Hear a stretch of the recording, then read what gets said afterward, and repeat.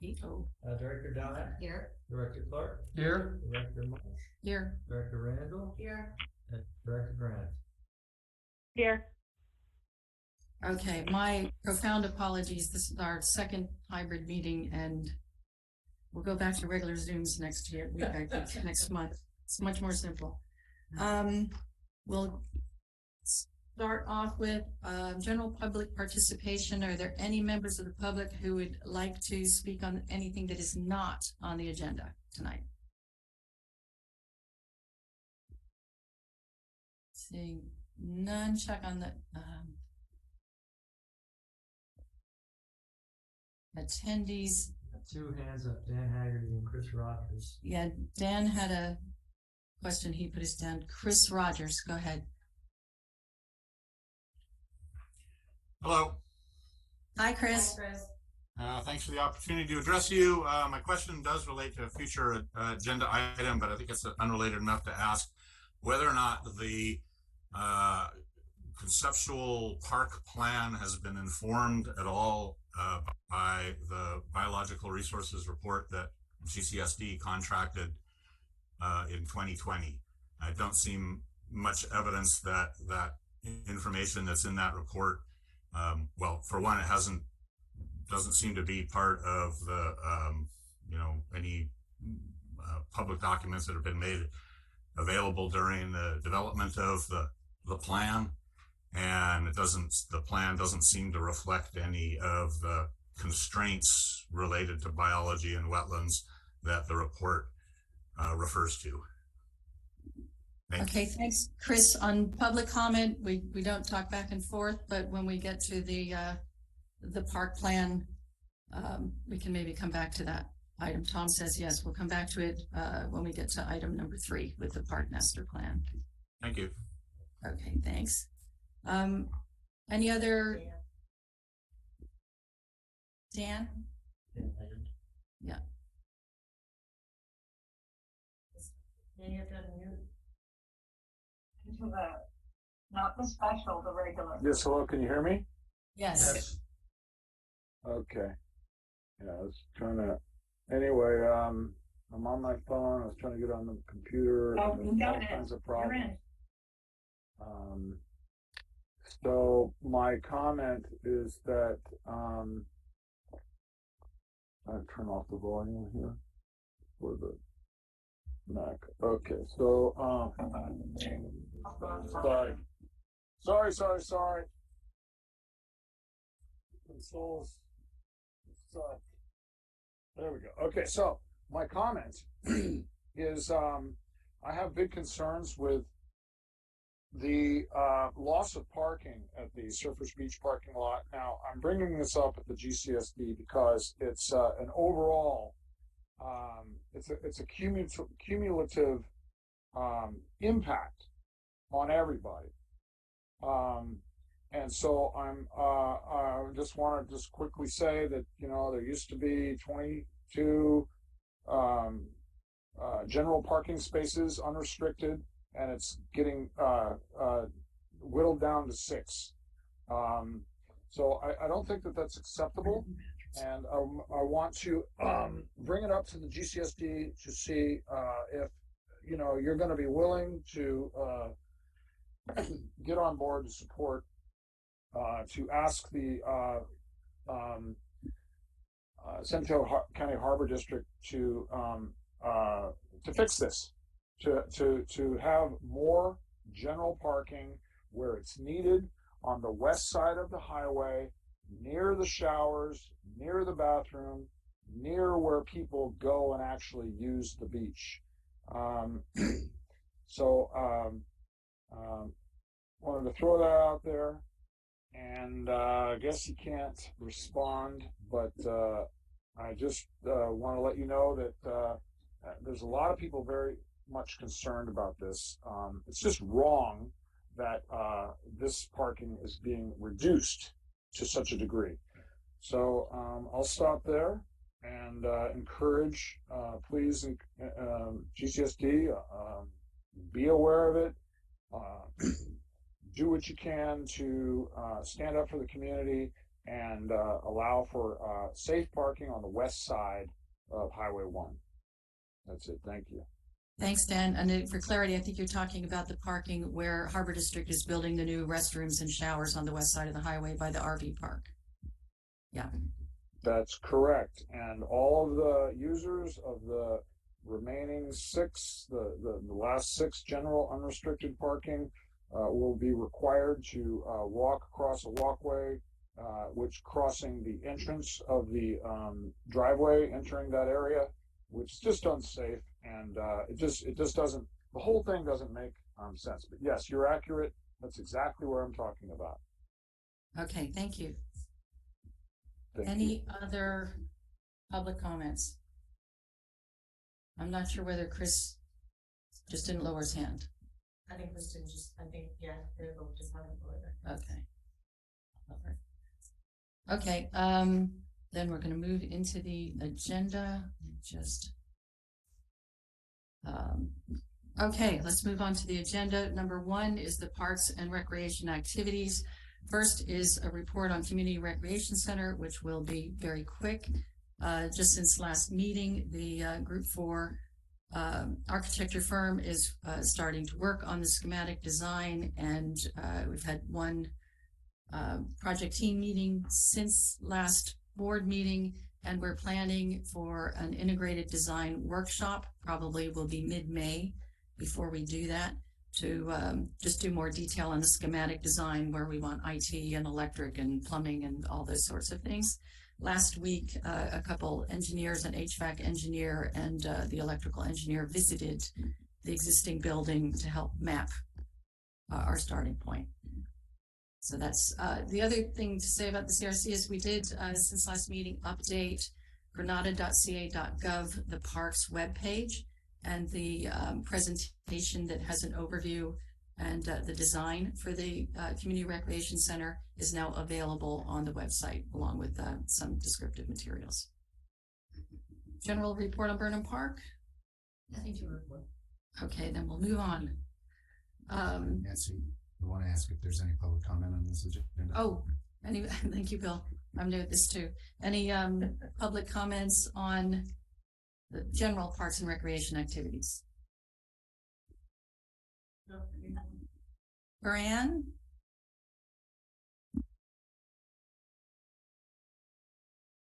Go ahead and unmute, Fran. Yes. Good evening, Fran Pollard, El Granada. I don't know. Can you see me or not? And I apologize if the sound is very tinny all of a sudden on my computer. Is it sounding tinny? We can hear you. All right. Well, I just wanted to mention that I attended the MCC meeting last week, and they had the superintendent of Cabrillo Unified School District on, talking about all the building they're doing. And I asked him if there was room, if there were extra buildings or room for child daycare that is needed very badly. And he said, yes, there is. If not in El Granada, they're going to build new buildings in El Granada, at El Granada Elementary School. And they either can maybe accommodate them there or any of the schools on Cunha or Hatch, I think. So he said there would be room to accommodate them in case they want to try that. Great. I just thought I'd throw that out. Thank you very much. Thank you. Any other comments on parks and recreation? General? Sorry, lowering hands. If not, then we'll move on finally to consideration of. Sorry, Dan, did you have a comment generally on parks and recreation? Yeah, I'm sorry. Can you help me? A little bit unclear. What part of the Burnham Park is going to be discussed, or the Granada Park is going to be discussed? So I wanted to make some general comments about that, but I'm not sure that that's on the agenda. Our agenda has consideration of the naming for the district park and approval of the updated master plan, which would proceed then to permitting and CEQA. Okay, so I have some general comments about the Granada Park, and I will be allowed to make. Let's go to. Okay. If you're discussing the name of the park, then that would be the next agenda. No. No. Well, I'll talk about that at the right time, but I'm talking about general comments about the park plan. Number 3, item number 3 on the agenda. Okay, thank you. Okay. All right, then we'll move to the item number 2, consideration of naming the district park. And just to reiterate the way that we're going to do this for those who weren't on the Zoom, we'll have Dr. Dye will describe the proposal for naming Burnham Park. I'm going to ask Ryan to describe the proposal for naming it Chigwan Park, and then Dr. Dye will describe the proposal for Granada Community Park. We'll close those descriptions and we'll open up to public comment. I have 4 slips for public comment that I'll take first from in the room, and then we'll take hands on the Zoom. We'll close public comment and then come to board discussion. So Director Dye, I will let you take it away. All right. Well, a lot of this is in the staff report, but I'm just going to go through it. I didn't really shorten it, so bear with me here as we go through it, because it's taken some time, and a lot of people have cared a lot about this. The area where this park will be built has been called the Burnham Strip for many decades, and the working title for the park has been Burnham Park.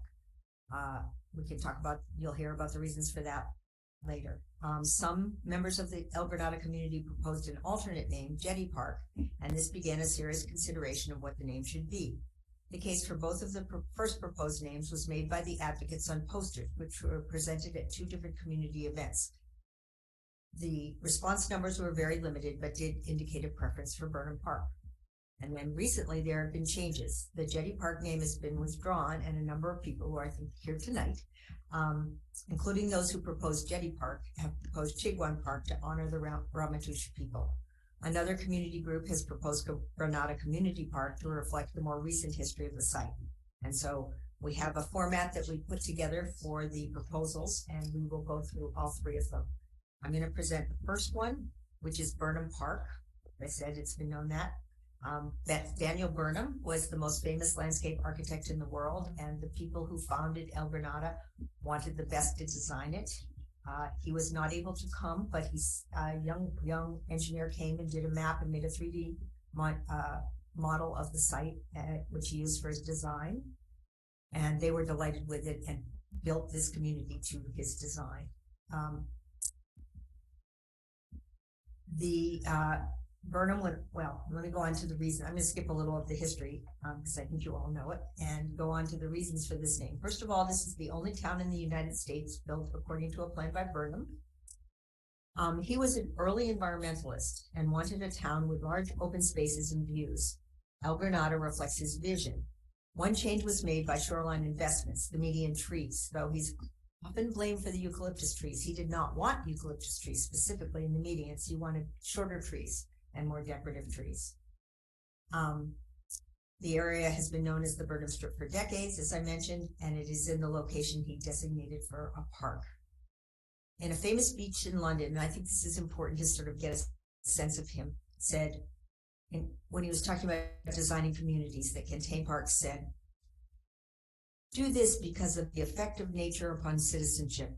Other things being equal, a person accustomed to living in nature has a distinct advantage all his life over the purely town-bred man. Allure your citizen denizen to sylvan nature, for it is there he finds the balm his spirit needs. Where a town lies near water, keep all the shore for the people." And then his most famous quote, "Make no little plans. They have no magic to stir men's blood, and probably themselves will not be realized. Make big plans, aim high in hope and work." And finally, historian Barbara Vanderwerf, who wrote the book Granada, A Synonym for Paradise, said that the fact that El Granada is, quote, "the only Daniel Burnham town built in the United States is enough to make it a national treasure." Those are the reasons why the original name was Burnham Park. Okay, I will. thank you, Director Jai. And Ryan, if you want to come up to the microphone, and I'm going to share my screen and put your map up, Thank you. which we can't turn the TV around, but it's on screen. And you probably have seen the map. Hello, everybody. Nancy, Barbara, directors. I will read our proposal, and our group is looking forward to speaking more in the open forum. So the background: thousands of years before the arrival of European explorers and colonizers, Chiguan was the indigenous name for the area encompassing El Granada, where the indigenous Ramaytush people thrived, living transitory lives, moving in harmony with the seasons, land, creeks, and sea. Why Chiguan is connected to this specific site on the park: the Ramaytush established two primary villages within their Chiguan territory, near the rich habitats of Pillar Point and Miramar. Evidence documented by archaeologist Mark Halkima shows that groups constructed transitory villages, fished, hunted, foraged, and even played stone ball games throughout the region, which we found an artifact for, including the coastal terrace now known as Burnham Strip. More archaeological information is available upon request. Reasons for the name Chiguan Park. Names hold meaning, history, and power. They're often the lens through which we experience the world around us, and they shape our children's perceptions as well. We believe that names also shape the world within us, our deeper perspective, ideals, and beliefs. The history that has transpired on our coast over the last 250 years is that of steamrolling progression to colonize, acquire lands, and influence public opinion about the land and who has rights to it, rather than maintain harmony with that land to ensure sustainability for future generations. More recently, indigenous Ramaytush people such as Kata Gomez, who's a Ramaytush descendant and executive director of Muchia Te Indigenous Land Trust, were working together with members of the El Granada community who believe there is value in bringing awareness and knowledge of how the Ramaytush lived and practiced sustainable land and resource management right here in El Granada, Chiguan. We reverently believe and advocate that reestablishing environmentally responsible principles today starts with the naming of Chiguan Park. In the longer term, educational programs explaining the reasons for that name could promote regenerative thinking among our youth and future generations on the coast. The name Chiguan Park would honor the Ramaytush people and inspire park goers, especially school children, to learn how El Granada's original residents lived harmoniously on this land over millennia and still do today. To date, we've gathered 155 signatures from El Granada, the coastside community at large, local tribal members, and 10 local El Granada businesses, which we will share and we can share with the board of directors. Tata and our Chiguan Park support team look forward to sharing more about our proposal during the public speaking segment. Thank you, everybody. Thank you, Brian. Director Dye. The third option, when objections were raised to the Burnham name, there was a search for an alternate name that still respected the local history, and the name that was proposed is Granada Community Park. The area that we call El Granada, nestled into a curve in the hills and the beach below, was chosen by the builders of the visionary Ocean Shore Railroad for their model town. They invested major resources into the train that was to connect San Francisco and Santa Cruz, and founded a second company called Shoreline Investments to build their one special community. So this was the town that they put their energy into. They hired the most famous landscape architect in the world, the leader of the City Beautiful movement, Daniel Burnham, to design the town. Their planned community was originally called Balboa until it was determined that the name was already in use by a town in Southern California. In response, in 1907, they decided to call it Granada, after the historic city in Spain that is called a perfect dream. The builders of the new town wanted to create their own perfect dream. As an ad in the San Francisco Call said in 1909, who doesn't want their own cozy, happy home by the sea? With a home in El Granada, your children can play all day out in the sunshine, breathing the fresh sea air, filling their lungs with pure air, building a healthy body to support and develop a sound mind. The beach at Granada is absolutely safe. Its wide sandy stretches offer an unusually delightful playground for the children to spend their days enjoying the sports of childhood under a clean, wholesome environment. This really describes the park that we plan to share with you tonight and build. The connection to the site, this was the original name of the community developed by the Ocean Shore Railroad, and the park is the location where Burnham Park called for a plan, the Burnham Plan called for a park. In addition, the site has been preserved to be developed as a park by the Granada Community Services District. Reasons for the name. The name Granada Community Park connects very directly to the park's history because it is located where the builders of the town plan to have a park in the community of Granada. Since Daniel Burnham and the indigenous people who lived in the area are both important in very different ways to the history of the site, they can and should be recognized at an appropriate location on the property. The name shows respect, and I think this is really important, for the people of El Granada who have paid for the park through their taxes and have engaged extensively with the Granada Community Services District to plan the park. And this is also respect for the local activists who saved this land and preserved it, who also should be recognized on the site. By calling it Granada Community Park, we would be recognizing that this is a park for the people of this part of the coastside. It focuses on the importance of gathering for community events and its value to the people of GCSD. And we repeated Daniel Burnham quote here. And Daniel Burnham said, "Where a town lies near the water, keep all the shore for the people. This park will keep the land near the water for all the Granada community to share and enjoy." So those are the three pieces. Okay. A park name. Well, we'll move on to open for public comments, and we're going to start with the folks in the room. The folks who are on Zoom can raise your hands, but we'll start first with Kata. Is it Gomez or Gomes? Kata Gomes.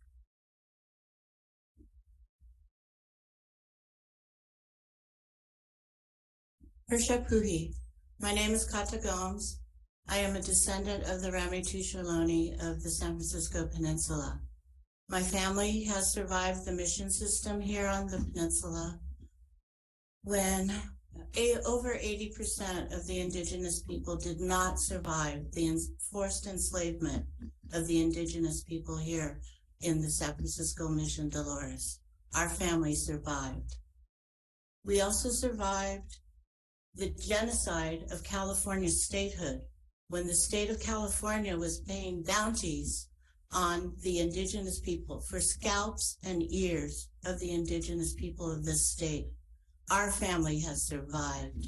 We are still here.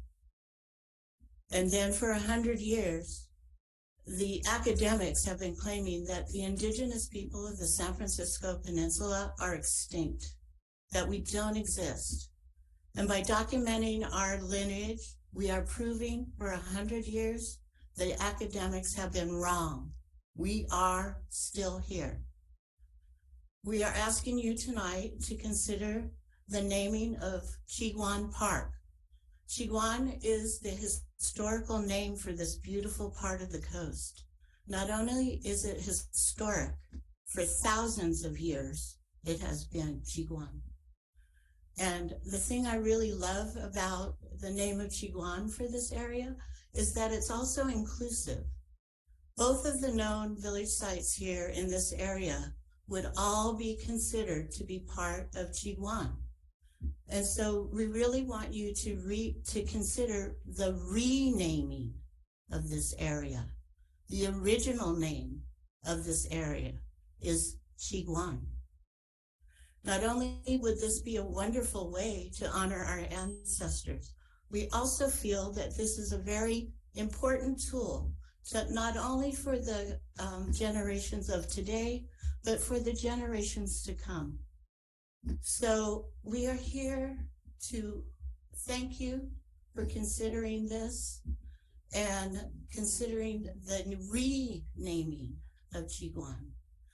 And I'd like to say, Shispanane, thank you, and in all relations, aho. Thank you, Kata. Next, Ryan Molyneux. Thank you. Hello again. I will try to move fast. We talked about names having meaning, and those in power controlling names. So now we're on Alhambra Avenue. Did you know the origin of that word, Alhambra?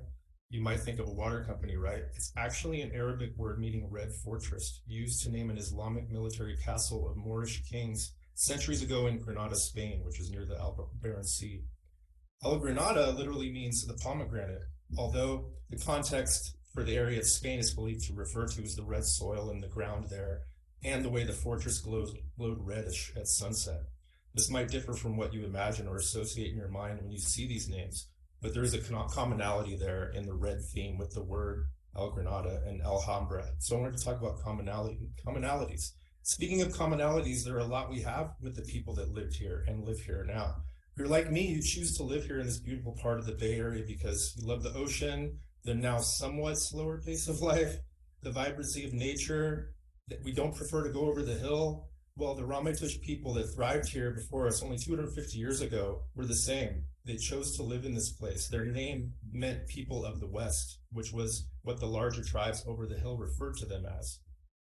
The Ramaytush named their home region Chikwan, and it consisted of the two major villages we talked about and this hunting and transitory ground that the park is on. They were cyclically connected over millennia to the land, sea, and creeks, moving with the animals and seasons. They hunted and foraged in the area of the park. Families lived and played on this terrace. A little-known archaeological find of a stone ball used for playing games was found on the perimeter of this area we're talking about, another commonality to the plans for this park. Some burial sites were also found not far from here and are quietly protected. If you believe, like I do, that indigenous peoples lived in this area for nearly 20,000 years, then we have lived here literally only 1% of that time. And look at what we've accomplished in that short time, good and bad. But commonalities, how can we start to connect with and learn from the people that lived here for eons and still do? I'll leave you with some commonalities I've learned from the coastside community and all of these signatures and comments we got, dozens of comments. So I'm going to paraphrase those comments anonymously, but know that they represent all of our thinking. This name, so these are comments, this name incorporates our history and is forward thinking, emphasizing the importance of living in harmony with the land. The coastside is almost completely lacking in place names honoring the Ramaytush as longtime residents of the area, while you cannot go half a mile before encountering multiple names of relatively recent European or Mexican settlers. It is very important that our children learn a historically accurate story of the coastside, and right now they're given a very incomplete picture. It connects to the land's history and so invites a deeper appreciation of that history and an enriched perspective of how we can work together to take care of this wonderful place we're so lucky to live in. Let's show the coastside community, the greater region, and all those that visit that we are aware of our ancient brothers and sisters and support them with this small but deeply spiritual and meaningful request. With so many El Granada streets named after conquistadors, naming the park Chikwan provides a more expansive and balanced view of our history. It's part of our history that brings with it beauty, wisdom, and ecological respect. It opens up children to larger cultural practice and beliefs. The last one, naming this park to honor the original caretakers of this land rather than after the settlers who got paid to transform it, makes a lot of sense to me. So thank you, community, for those notes, which we all will wholeheartedly agree with. Thank you. Thank you. And next, Jane, Ray Silver. Thank you for letting us speak. So, I've lived in El Granada since 1989, and every day I drive by Columbus and Balboa. I think in retrospect that those streets were named in good faith because that's the history that we were exposed to. But the history is widened up now, and we're much more aware of the indigenous tribes that lived on the land. My perspective that I'm going to be talking about is that of a curriculum developer. That was my career for 40 plus years. And I want to talk a little bit about how naming this park Chikwan would affect the children. We are, as you know, leaving kind of a mess for them. I think everybody knows that.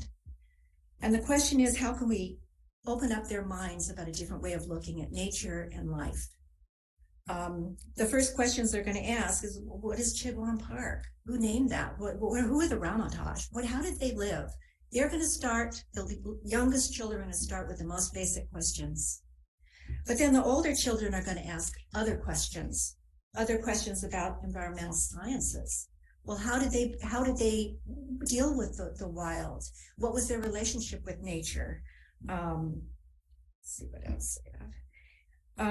How do they predict the weather? You know, I recently heard a woman speaking about how if a spider puts its web really high, it's not going to rain. If it puts it really low, it won't rain. So those are the kinds of things that, you know, we're still trying to predict the weather. And many of the questions that the Ramaytush would ask are relevant today. What is our relationship with nature? If it's a food product, or is it a sentient being, or can it be both? How do we support nature and make it sustainable? Then we look at world peace. Here's another, you know, hot topic we're leaving to our children and our grandchildren. How do you live in the world peacefully? And what we look at when we look at the Chigwan is this is a community that got along. We had the myth that, oh, none of these tribes got along. That's not true. The Californian indigenous tribes got along because they were trade partners. And according to archaeologists, their goods were found in the middle of the United States. So they had sophisticated trade relationships, and they knew how to get along with other people to do it. And they knew how to do this despite the fact that all these tribes spoke different languages. How do we do that today? And we can have our kids ask those sorts of questions. Those are critical questions for our society to be able to survive. We can also look at the health and life. The explorer said, we met the California Native Indians, healthiest people we've ever seen. You would have thought that the explorers were pretty healthy people, but they saw the native tribes. They said they're so healthy, they swim in the ocean. And now we know they were eating nutritious, rich foods from the wild.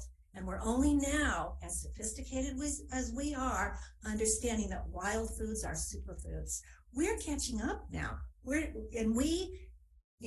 decided to not listen to their advice. We decided that it wasn't important.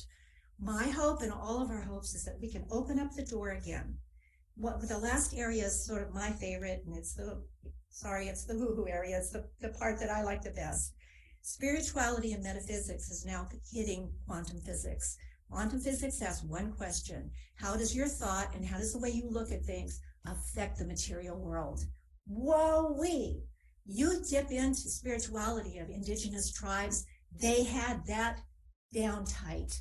And we have been denied this information, and we've denied it to our children simply because it hasn't been a high priority.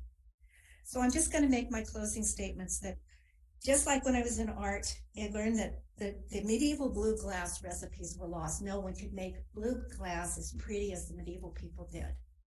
We need to go back and reaccept the knowledge that these tribes had. And the first way to do that for our kids is to rename this tribe Chigwan Park. We need to give our kids tools to solve these big problems.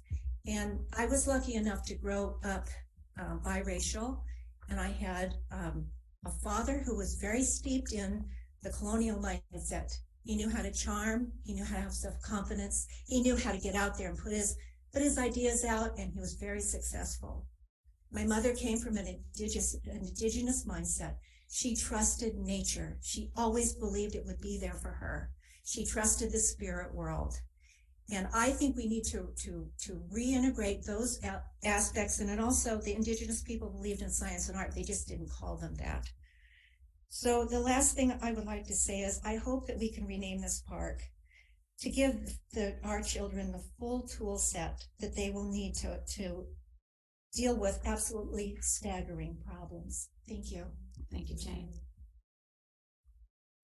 Last slip I have from inside the room is Melinda McNaughton.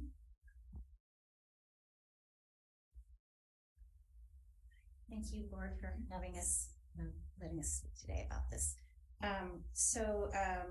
Chigwan Park, I'm on the support team for renaming Chigwan the park to Chigwan, and we collected over 150 signatures, and there were several local businesses in support, a nonprofit, and a couple of local community groups. What's in a name? Why is it such a big deal? I think it brings perspective, it brings history, brings culture, and environment stewardship. And I think, like Jane's saying, is the questions are going to come. Why is it named Chigwan? What does that mean? Oh, it's people that lived here for thousands of years. Well, how did they live here? What happened to them, right? So it brings in the questions about the history. Also, think about how long we've been here, colonists, compared to how long they were here. this is like, we are like a blip in that history of about 10,000 years. So I think it is appropriate to name it indigenous Ramaytush name, and to honor the ancestors of the descendants that lived here, and to honor the descendants, the Ramaytush descendants that are still here. Thank you for listening. Thanks, Melinda. I just want to check in case you didn't have time for slips. Is there anyone else here in the room who'd like to speak? If not, then we'll move to the Zoom, and I see the first hand up I see is Chris Rogers. Go ahead and unmute, Chris. Thanks. I want to express my appreciation for those folks who just spoke and the informative presentation about the Native American history and nature of the what is always referred to as Burnham Park. I'd sure like to see that end.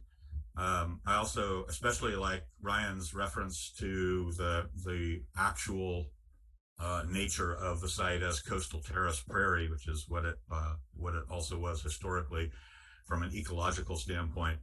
I think it's time for the idolatry of Daniel Burnham to end when we start planning for the future of this area.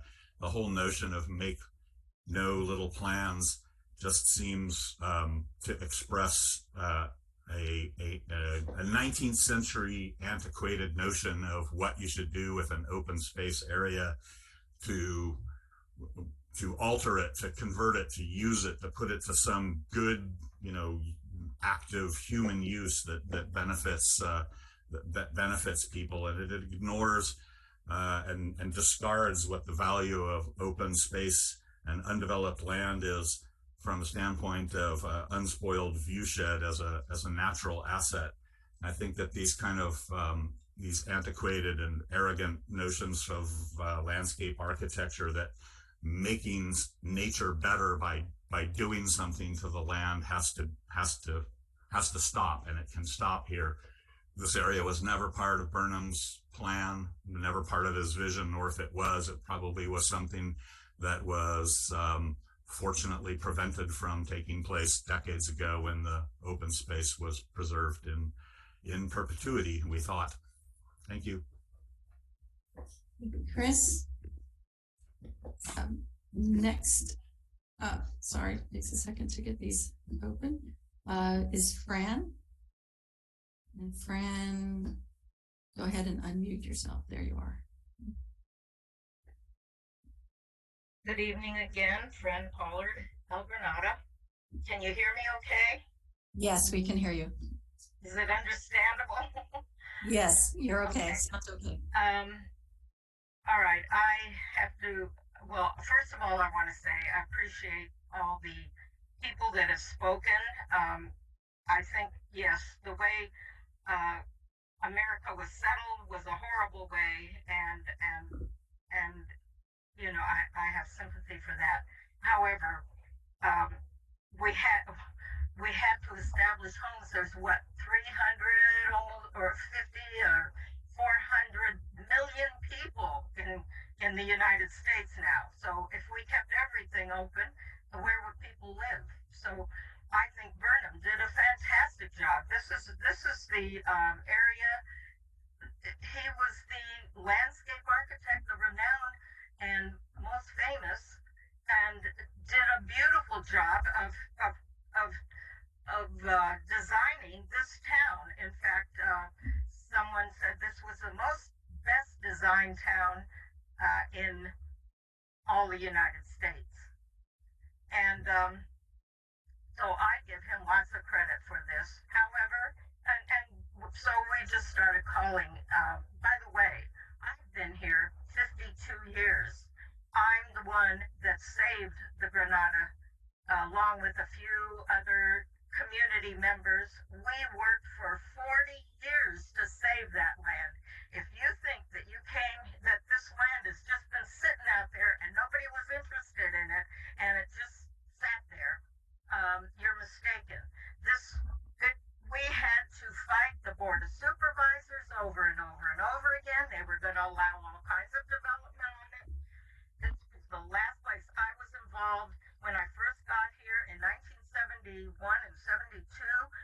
we started a community plan because you probably don't know this, but Westinghouse Corporation owned all the open space here, and they were going to create a city of 200,000 people here on the coast. And that's when many people fought up and down the coast to save the coast. And we put an initiative on the ballot in 1972 called Save the Coast, and that passed. And then I got involved in a community plan. That's why we got involved. People here in the community wanted to create their own plan. We didn't want outside developers coming in. And we really did plan a lot more open space. The county, however, continued to allow development everywhere. There should have been parcels all over town, community parks, neighborhood parks, all kinds of little parks. And the Burnham Strip was designated in that community plan from the very beginning to be a park. And if we hadn't worked and gone to meetings over the hill in Redwood City in person on a regular basis, fighting development and fighting everything that was going on over here, you wouldn't have this park to begin with. Now, I saw your map and I saw all the tribes that came down the coast. Well, that was along the coast. Granada, when the Indians actually lived here, the town was way they lived along the coastline. They didn't live in this little area in Granada where I see that you put a star and put the name there as Granada or Tequan Park. No, they lived on the coast by Pillar Point, and that's where you should try. I would support that. I think a lot of people would support either if they don't want to change the name. I guess that now that's Mavericks. They may not want to change it, but you can have signs saying this is the original site of the tribe, and do that all up and down the coast. I bet the state would even be in favor of having that. But I didn't work for 40 years to save that land, and then with another person, I don't know if she's here tonight, Lenny Schultz, with the two of us, when finally, well, let me go back 10 years before that, or from the time the year 2000, we started working or deciding that we needed a park district here on the coast. This was only a sanitary district to begin with, and we got it changed. We went for 10 years or more to a state organization to get it changed, to get Granada Sanitary District changed to the Community Services District so we could have park services. And that's what it took 10 years of battling another agency to get that passed.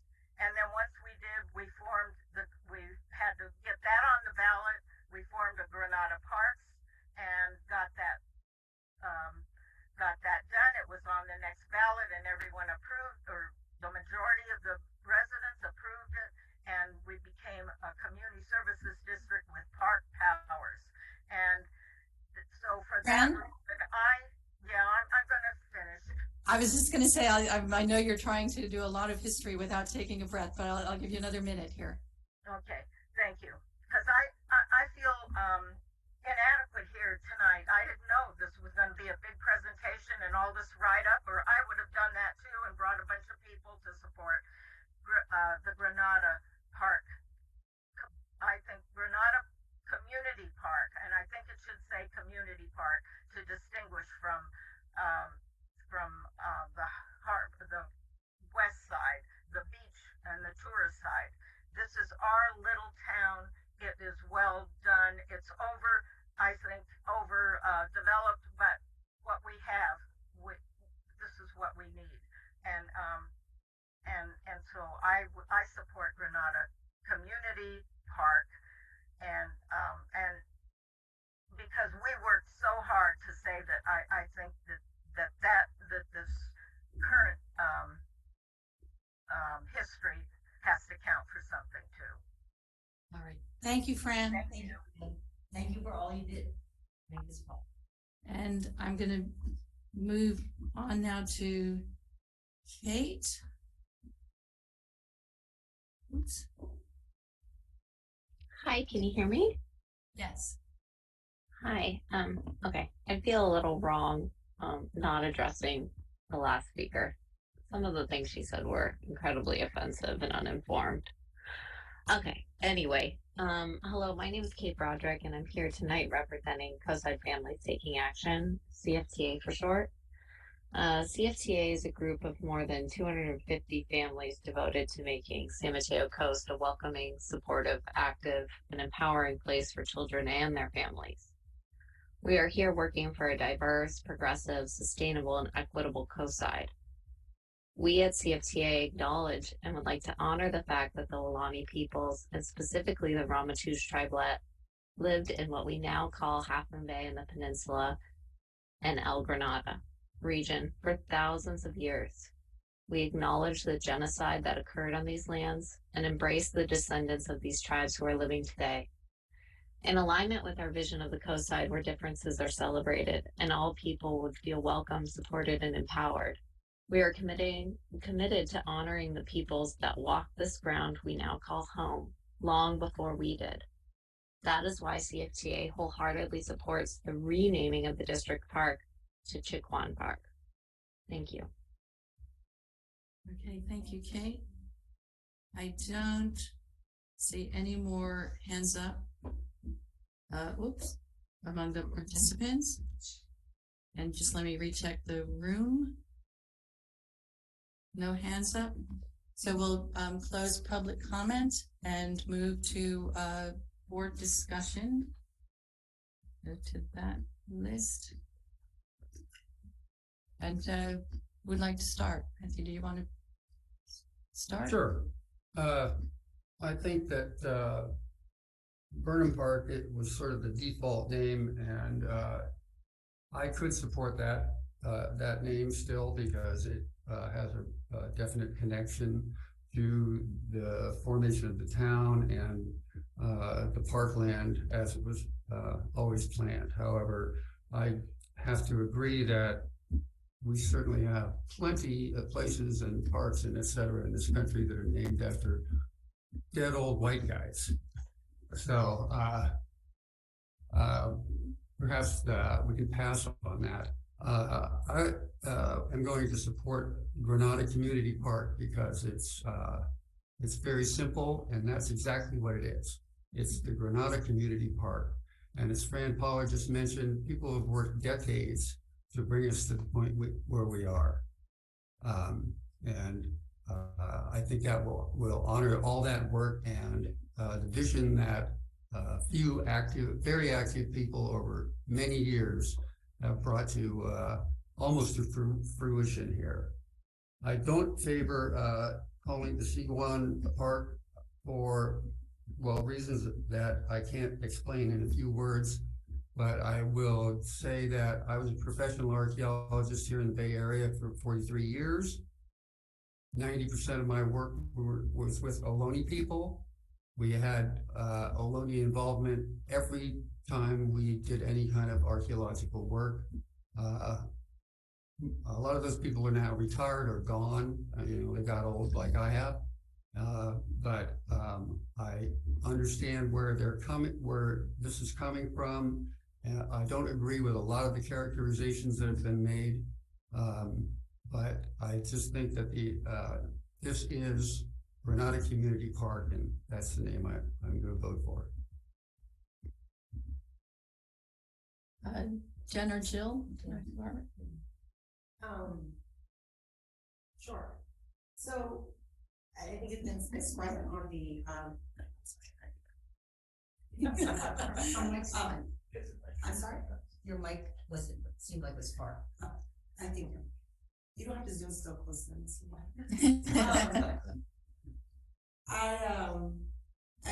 It was said on the Zoom, but I think I have the we have the good fortune of actually being in this space, in this room with all of you. And I want to say thank you.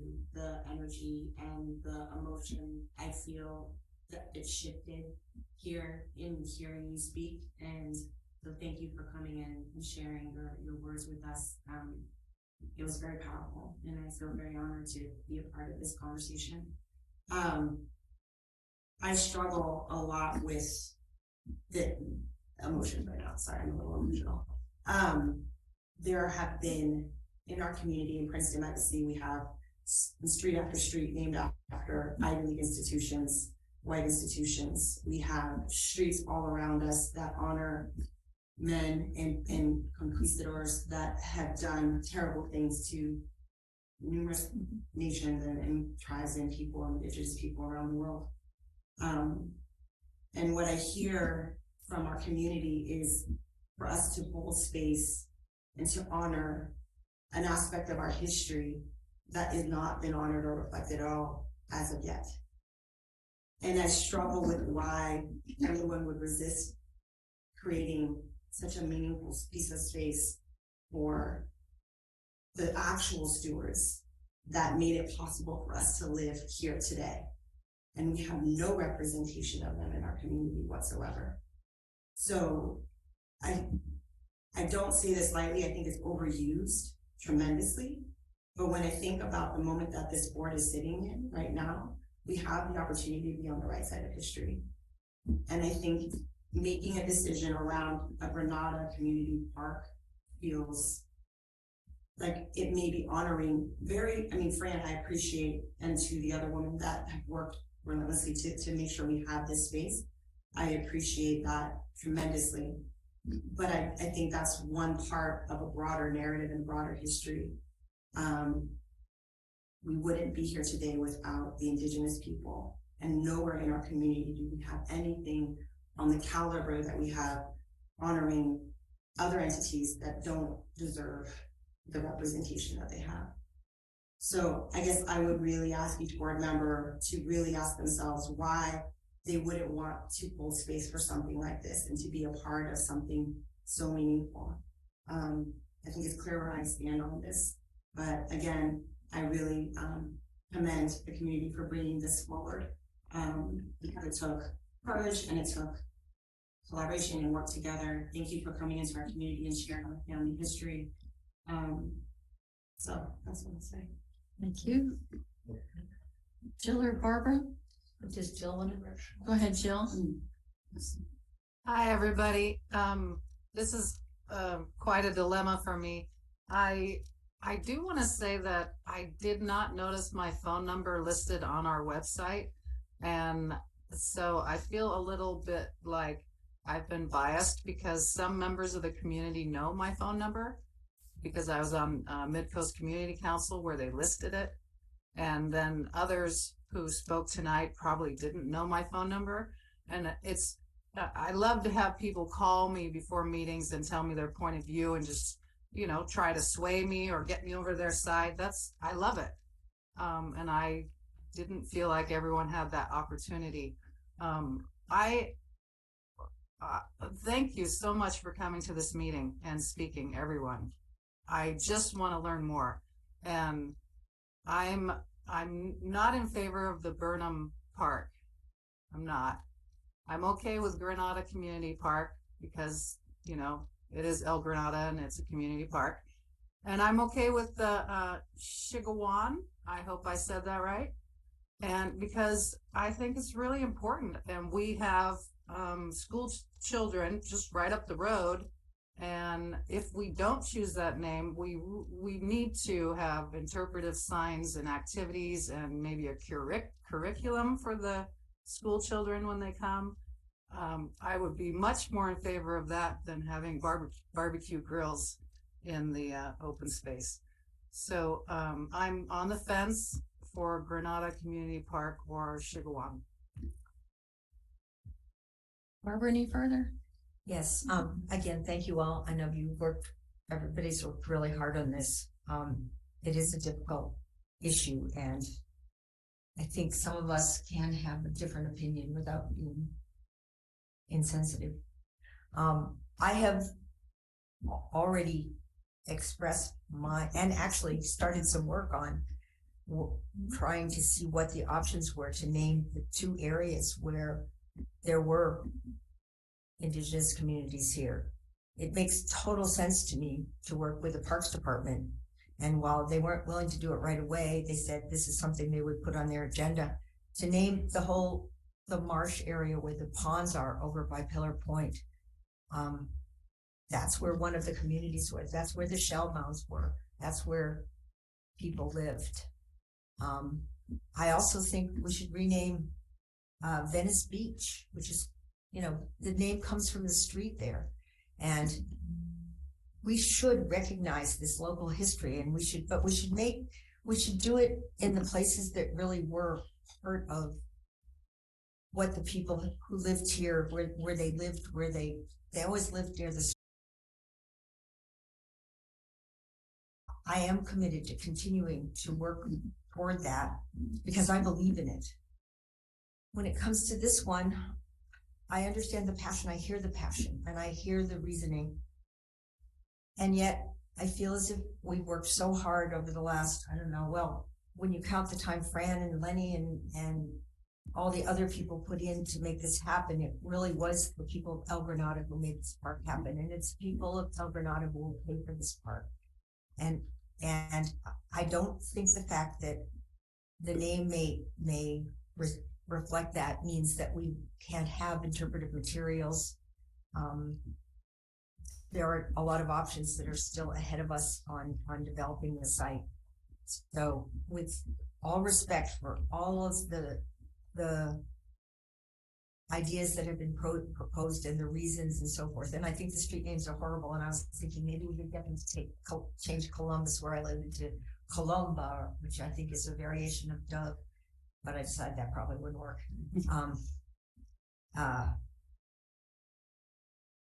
In spite of all of the reasons, I feel that, to me, it is more important that it reflect the fact that this is a park that came out of this community, and that's why I'm supporting calling it Granada Community Park.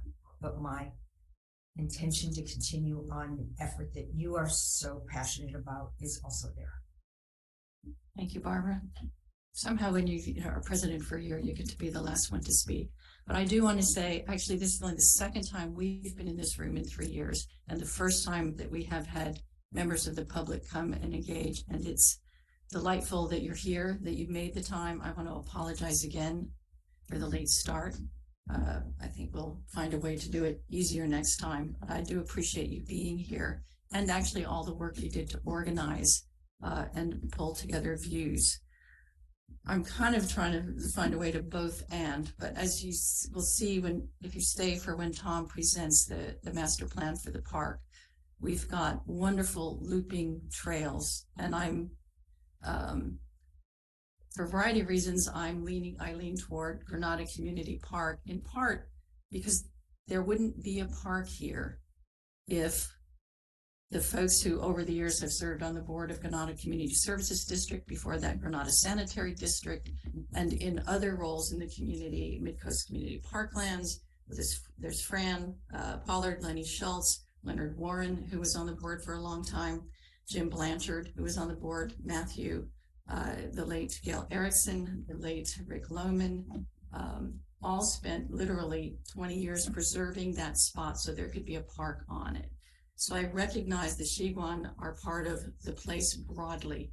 To me, this particular place, the only reason it isn't apartment buildings or office buildings or a residential development are because people worked through Granada Sanitary District, Granada Community Services District, to preserve it specifically for a park. So I think there is a strong connection for Granada and that particular piece of land. When you look, though, at, I just spent, the last 2 years working on Community Recreation Center. And one of the things that really excites me about that are all the things that we can bring into it that reflect the community back to the community. I went to one of Mark, I'm not going to say his name right, Hilkema, at San Pedro Park in their community center. I'm so looking forward to having a community space where we can bring all of the different diversity of the community into it to share with the community. I'm thinking of those looping trails, and we can dedicate, you know, a whole long trail to interpretive signs that tell more of the history of this place. There are already several Burnham monuments around that I think date to the 90s, but I think we should honor the history of the place. I just think we have a broad name in Granada community, and within that name and within those spaces, we can bring lots of dimensions of the community into it. So I also do favor Granada Community Park for that reason. I'd like to Go ahead. Yeah. Can I just clarify, because I guess what I also am struggling with, it feels, and again, I don't know if the comment about being disrespectful or what was directed at me, you really says, okay, I didn't feel I was being disrespectful, but I do feel like it feels a little revisionist here in how we're thinking about the order of things, because for how many years were we considering this Burnham Park Strip as the name? How many years was that earmarked as Burnham Park Strip? The place, it's because it's called the Burnham Strip. Yeah. So I get the honoring the I'll use the word activists, the activists that works to actively protect the space. But it feels like that's just over the last period of time that we've now, because it went from potentially Burnham to someone raising Jetty to Jetty not being a thing to now Chigwan coming forward. And now we have Granada as an option. And the argument is because we're honoring the activists and all of the folks. And so it feels a little like counterbalancing just because we don't feel comfortable with Chigwan. And I that's what I guess I'm bumping up against, because I don't understand. Folks were fine with Burnham. The activists, everybody was fine with Burnham for however many years, until this comes into contention. Now all of a sudden we want Granada. Like I don't understand the trade-off or why the rationale there. It feels like we're avoiding naming this Chigwan, and I don't understand the avoidance around that. Granada came up when there was a proposal for Jetty Park. Okay, so that was the counter to Jetty Park. It's broader, because the jetty's I don't know one about counter, but yes, ideas were coming up. Okay. The whole dead white men piece, you know. So that became the first point of contention was like, Burnham doesn't feel right. What would we want to do? Jetty came up as an option. People not necessarily like loving Jetty. So then Granada came up as an option. So then, and at the same time, okay, she was. You used the word object, and so I'm reflecting on that. I don't object to Chigwan Park. I think it's not as ingrained in this particular place. The Chigwan traveled along the coast. This is a place that happens to be being named, but I don't think that means this is the best place to honor the Chigwan name. I kind of agree that where there have been architectural finds, where villages stayed and were static for a while, are better places. We have dug up half of the Burnham Strip for the stormwater storage tanks, and with archaeological reviews in each of those digs, and have not found with this particular 5-acre plot. Right, but I mean, why do we need to be so literal? Columbus is not buried right here. Like, why are we being so literal about, like, this must be the spot where they were, versus what we're trying to do is to create a space that honors a community of people that made it possible for us to live here. And so whether they were quite literally on that 5-acre plot, or whether their legacy and their ancestral footprint maintains here on this property, on this broader community on this coast, like the effects were felt far and wide. So like it feels like we're grasping to this literal thing that no one is proposing that they quite literally had their homes there. But it is to say, let's equally honor the influence and importance of this aspect of our legacy in the same way that we've honored so many other aspects that even may not have an iota of an importance as this indigenous community did on the broader coast. So like, I just feel like there's an opportunity here for us to do something and to reflect an aspect of this coast that has no representation. And it's so easy to kick the can down the road and say, well, let's change Venice Beach or change these things, but we have an opportunity right now to name something that is going to be beautiful, a bridge that will create intergenerational connections, that will bring households that would never come together, that has the opportunity to have conversations and break bread together and do things that would never happen otherwise. Why not create a space that also stimulates conversation and creates an opening for people to think about a part of this coast that they would never think of otherwise, because it's not represented anywhere. Like, I just don't understand why we wouldn't want to just do that. Well, we can create a space without naming the park. We're going to be creating a lot of spaces. We're going to be respecting a lot of eras of history. I hear you. I just have a different view. I'm honoring, it could have been apartment buildings along that whole strip, if not for the efforts of the Granada organizations.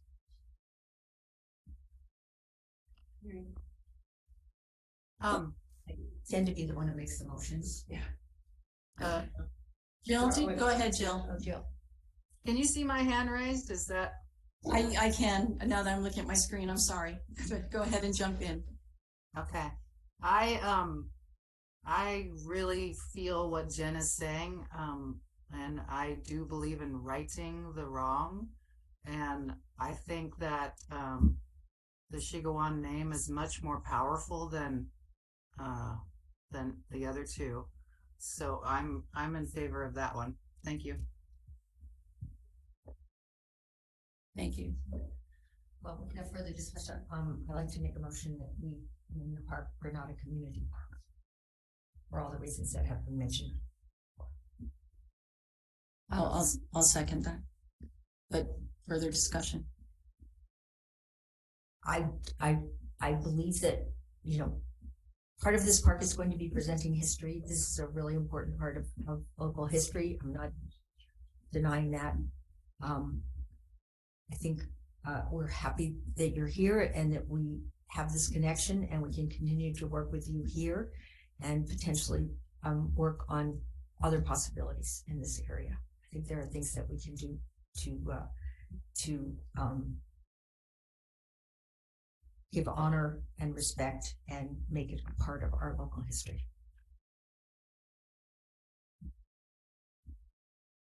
Will we speak at all for a short period of time? Generally, no. Once we've had a motion, only the board discusses. I do think we can. I actually am glad that we have a connection now to this community. And one of the aspirations when we talked about what is a community recreation center, and it is that integration and creating space, as Jen mentioned. And I would definitely want to keep that connection and build Shigawan into the park. And into the recreation center, which I would just extend the same name to. Plaza was a big open space. There's lots of. I think there's lots of opportunity for education and to stimulate those discussions. And respect. And respectfully. We appreciate that. Absolutely. I really do want to make sure that every part of this park and rec center, there's a space in it for all the parts of the community. And I suppose if I use that word object, although I'm not using it strongly, it would be to take one part of the community above all others. And I'd rather integrate all the parts of the community in. But I'll stop talking. I've had a lot of time. Just briefly, we're thankful for the connection as well. All I would hope, as to Jen's point, that it's considered to be courageous to elevate the legacy of peoples that were so wronged in this land, and that's considered courageous to bring that topic up. And I would hope you would be forward thinking to show that that's the new normal, similar to Santa Cruz, forward thinking. So not disappointed because there are going to be more bidding opportunities and clear point. And Barbara, thank you for talking to us aside from this meeting about that. But also, Jen, thank you and everyone on the call. And you all. Thank you, Ryan. That's fine. That's fine. No, thank you, Ryan. Really appreciate that. Very good to work with. Yeah, I'm really grateful that you are all here. and have come to educate us. Further comment, Jen? Oh, I mean, I think it's clear where this vote is going, but I would say to the community that you have an absolute commitment to making sure I do whatever I can to ensure that the Chiguan community is represented in our Park and Rec Center, and that you have an advocate and ambassador. So, Thank you very much. And in the community center, there's going to be a whole history section too. Yeah, Jill, any further comment? No, thank you for asking. Matthew?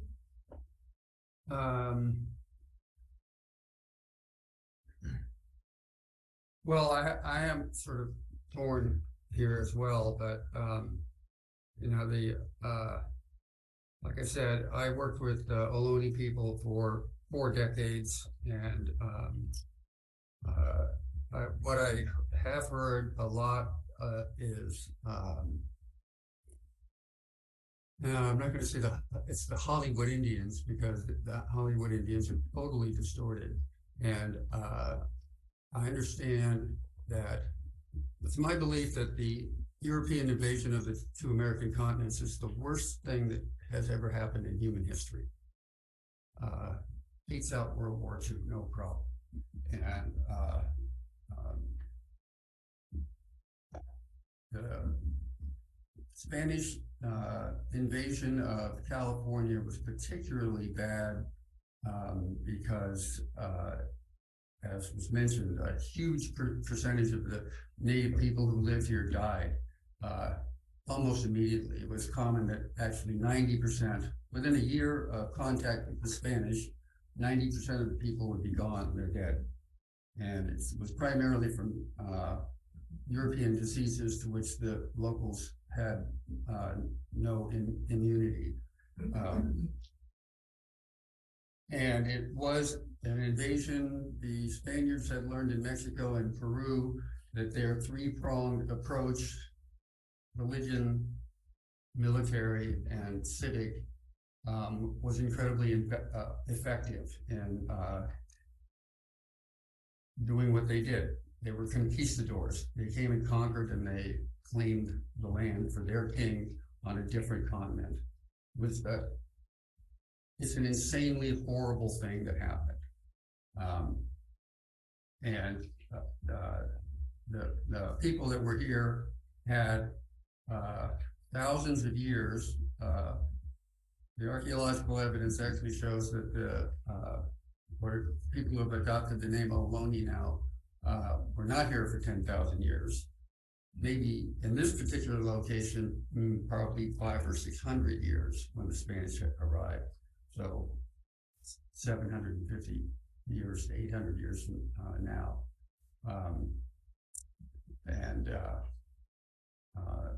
The Spanish brought these, mostly it was the disease that swept away the living populations.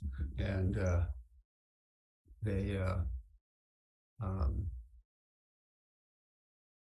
things were simply never the same. But I also know, again, from scientific archaeological study, that people have been here for 10,000 years, but they weren't the Ohlones the whole time. The Ohlones came and moved in on the people that had been living here for thousands of years, and that was the third wave of different people that came to live here. So this is human history. It's happened all over the world. And I do think that it should be recognized. We should have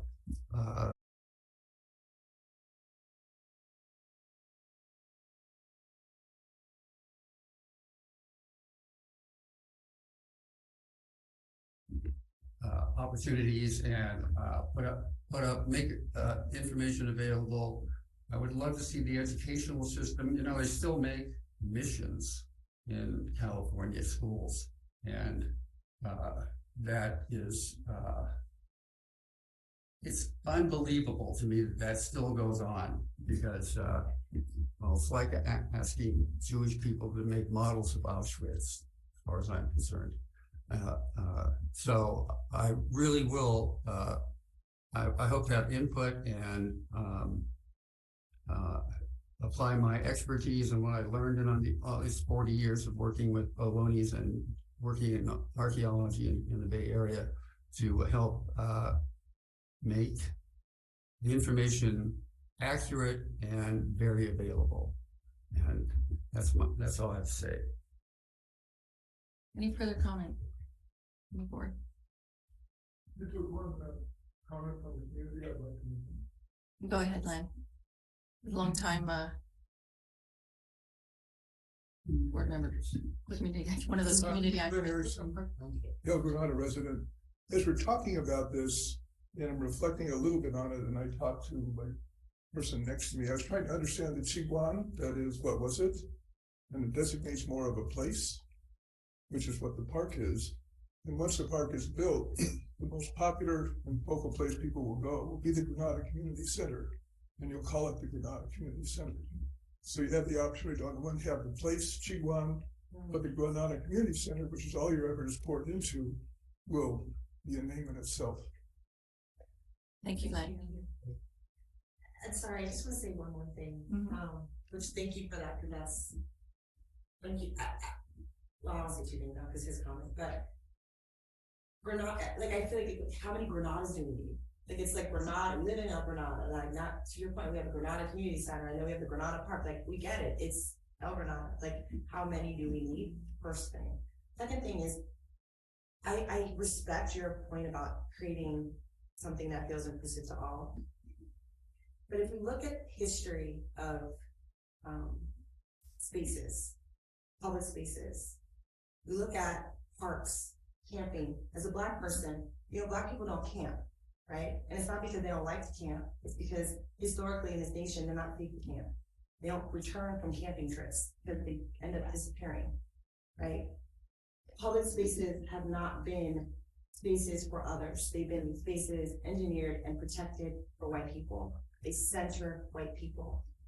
And so if you want to signal a space that is safe and intersectional and truly just and fair and inclusive, why wouldn't we signal that we're honoring an Indigenous community that was here and we're the stewards of this land as our first invitation to come to our park, to say that this is a place where we are opening up for everyone. We have intentionally not centered whiteness, not centered white people and bent to include others, but actually created a container from inception that is bigger than us all, that originates back to the very foundation of this land. And then we can build something, a place that is for everyone. I just don't understand why we refuse to say it's enough. We're going to prioritize. Who cares about all of the logic and rationale? Let's center something other than whiteness. Let's center Indigenous communities for once. Let's say that their contribution, their sacrifice surpasses any other logic or rationale, and that is our commitment. I just don't understand why we can't do that. And your point is brilliant. We can have both, just by definition of how you've already structured the rec center. Okay, I'm really done. Jill has another comment. Go ahead, Jill. I thank you, Jen. Passionate, I love it. And thank you, Len, for your comment. I did not even think about that. And it does sound rather redundant to call it Granada Community Center, Granada Community Park. Why don't we liven it up a little bit and have a different name for the park from the community center? We already got Granada in the community center. Let's give another group an opportunity to share in the name. Thank you. Thanks, Jill. I don't think we officially named the community center. I think in my head it was just Granada Community Park and Recreation Center, like all one word, since they're adjacent and integrated. No further board comment, then maybe we should wait on this decision and name both of them at the same time. Is there a reason why we need a name right now? Maybe because we're about to send it through the whole process and nameless park. That doesn't matter. You can rename it later. But I what's mean, the- you can just do Park X for now. Where do we put on Seaport for the Rocks Center? Because we submit. Oh, we got to submit a seat. But we voted on, so what did we vote on as part of that? It was just, we were calling it Community Recreation Center. It's called Burn Park. No, the rec center. Rec Center, we voted last time, right? So we had a name. What was the name that we said was for the rec center? We didn't, we were just calling it the Community Recreation Center. It didn't have a broader name than that. It didn't have Granada. No, I think the renderings and, which was just a rendering said El Granada. It's called the Community Rec Center. Final question, speaking of votes, how much weight does the community, as we labeled 155 votes, the comment I've read, and the businesses, and not to induce fear, but I don't know what we're up against, but that there's quite an amount of people that do stand for it. The votes are really from the 5 board members, so having heard your outreach and what you collected, so having been informed by that. We have a motion and a second, and if there's, Jill, did you want to comment again? Your hand is still up. Oh, I'm so sorry. I will take it down right now. Thank you. Okay. Chuck, do you want to call? Roll call. Yeah, Director Dye. Aye. And then let me repeat. The motion is to name the park the Granada Community Park. So Director Dye. Aye. Director Clark. Aye. Director Marsh. Aye. Director Randall. No. And Director Grant. No. The motion carries 3-2. With Director Grant and Director Randall opposed. Okay, thank you, everybody, for your community participation. We really do appreciate it. Can we take a 5-minute break, even though I know it's late, before we move on to the next? Okay.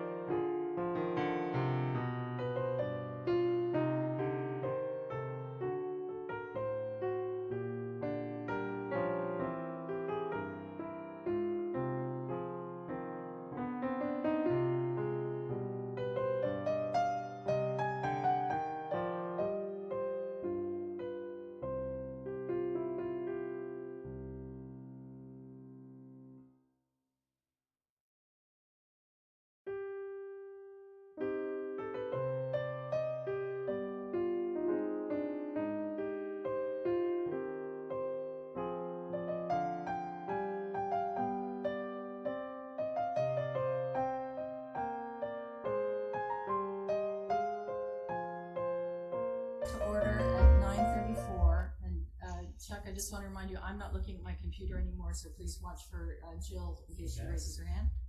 And with that, we have agenda item number 3, consideration of approval of Burnham Park Master Plan for permitting and SEPA approvals. I will, oh, actually now we can see Jill on the screen, that's good. We, just for history, we first approved a master plan, I think in November of 2020, and we approved the last update in May of 2022. So this is an update to the approved master plan that we're looking at approving now. Okay, Tom, I'll turn over to you. Tom Conroy from Tucci and Kankel. Done a wonderful job for us. It's just a short presentation to. Oh, wait, recording's paused. Hold on, sorry. And thank you. Recording in progress. I don't know. I've been working on this project for 5 years now. A couple of hours is nothing. Well, that's actually the 5 years is what I meant. Thanks everybody. It's nice to see you all in person. As Nancy said, I think the last time the board approved the master plan was in May of last year, which was just after, I believe it was just after Group 4 was signed on to the project, but before we had done any work. And so at that point, we were really looking forward to expanding and making the new connections to the community recreation site. The master plan that's in your packet and up there on the board and here on the low version is current.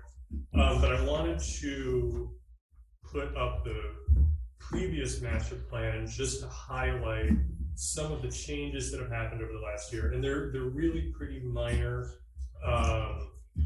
but it's a good idea to get everything in line, especially with your last meeting approving the design direction of the community center. It's nice to be in alignment with the park so we can continue to move forward in tandem. There's the three areas of change that have happened over the last year.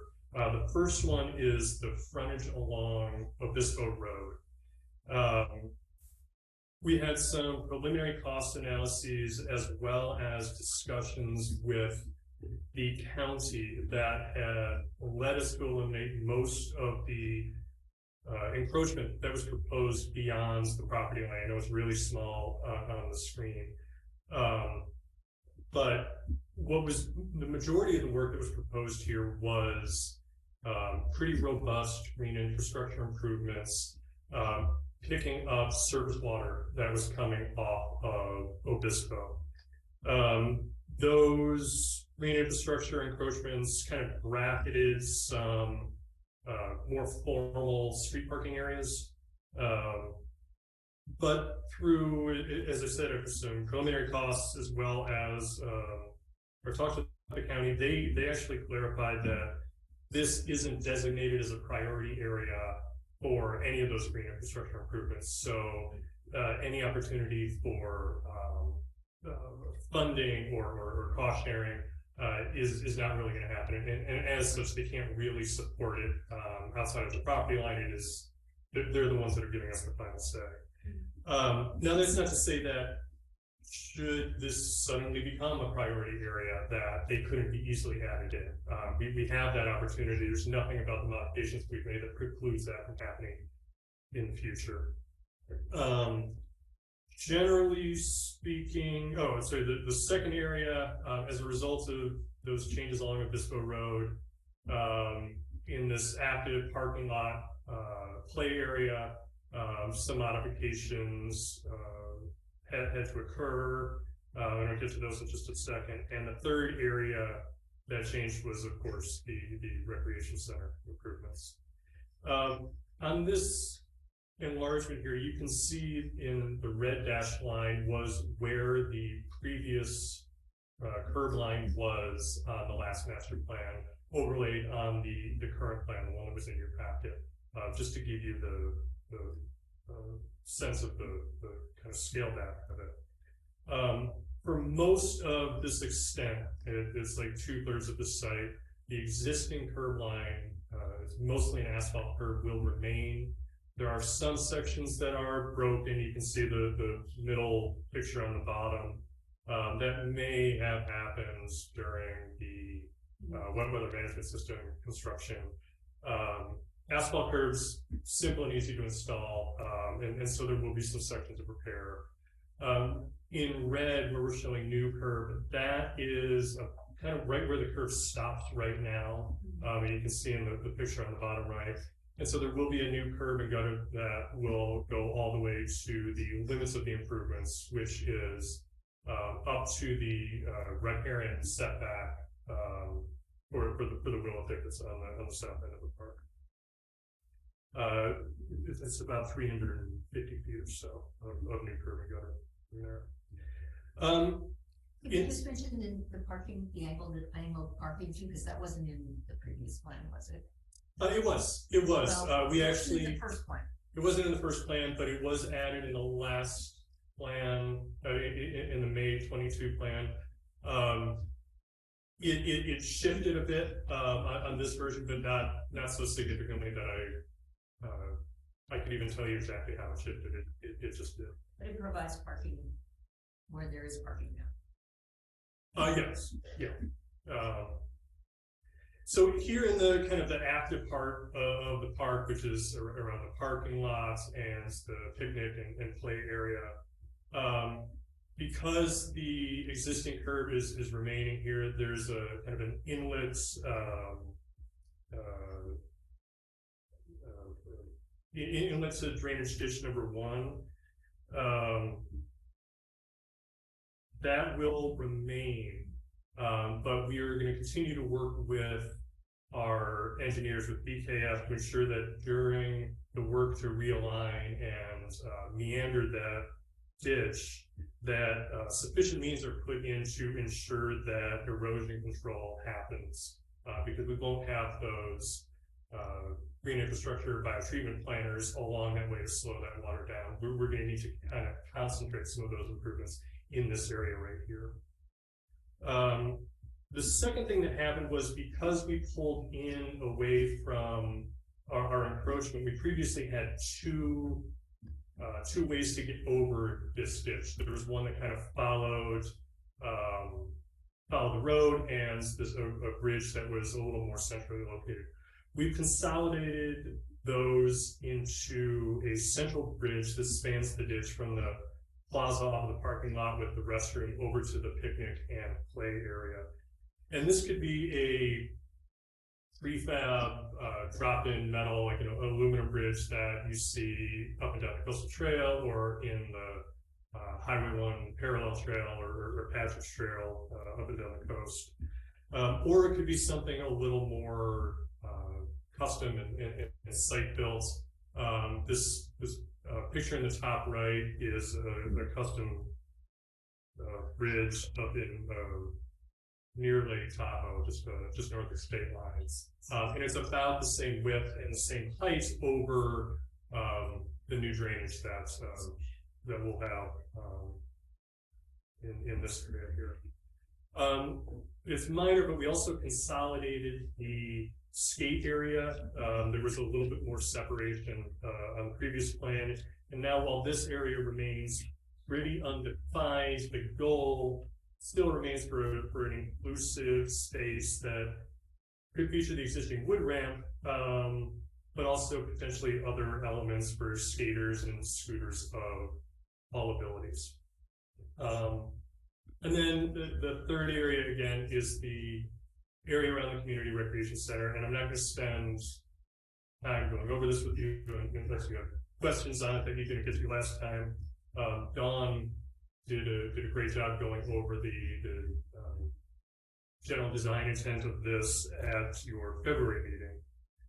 And this has really been where we've spent the bulk of our time over the last few months, is developing the concepts and then connecting it to the park in a harmonious, complementary way, so that the recreation center really serves as a fitting capstone to the park and makes it feel like it's fully integrated. So that's the update on the master plan. But I do want to go back to one of our first comments that you got, a public comment that came in earlier, because I suspect it'll come up again. In the fall of 2020, the district requested, some of you were here then, requested a biological resources analysis as an advisory. As we've done a lot of these concepts, and we didn't want to get too far without falling off the cliff. And so that an analysis was developed by Biomass, who did a really helpful report. They provided a lot of great information on the existing species found on the sites, both natives and invasive flora and fauna. We shared, well, the district shared that BRA with the Resource Conservation District, and with their input and the board subcommittee, we kind of had a sense that the report was prepared without a complete understanding of our goals, specifically for the 2 drainage ditches proposed for realignment. Currently, these ditches, I mean, you've seen them, are like somebody just took a knife and carved lines right through the earth out there. There's no shape to the channels. There's no vegetation. If you're out there when the grasses, the weeds are knee high, you can fall right into drainage ditch number 1 and not even realize it. So in conversation with RCD, our goal for those 2 ditches is to widen them, is to meander the flow line through the bottom of the channel, and to revegetate them, thoroughly revegetate them. And those 3 things are intended to slow the water that goes through the site, to spread it out, to give it more opportunity to recharge into the ground, or just to have more opportunity to be filtered before it goes up to the ocean, because there's not a lot of room between those ditches and the ocean. This way of treating these ditches, specifically the revegetation, was actually the second recommendation in that biomass report. The first recommendation that they had was that a wetlands analysis, wetlands delineation be performed for an area on the, gosh, I wonder if I could bump it up here. For an area on the site where they believed, just so that kind of blue-green area just below the red arrow there.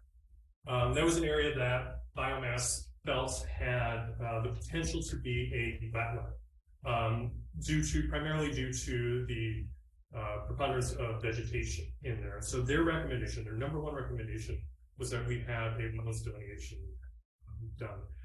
The Resource Conservation District went out and performed that wetlands delineation, and they concluded with a couple of sample sites, and there's a very specific form that has to be included for each of these sample sites.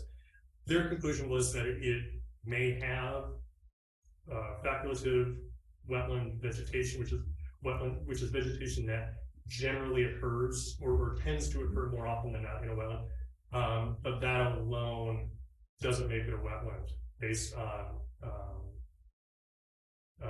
the surface water and hydrology. And I know there's a biologist around here who's going to clarify my terminology here. But their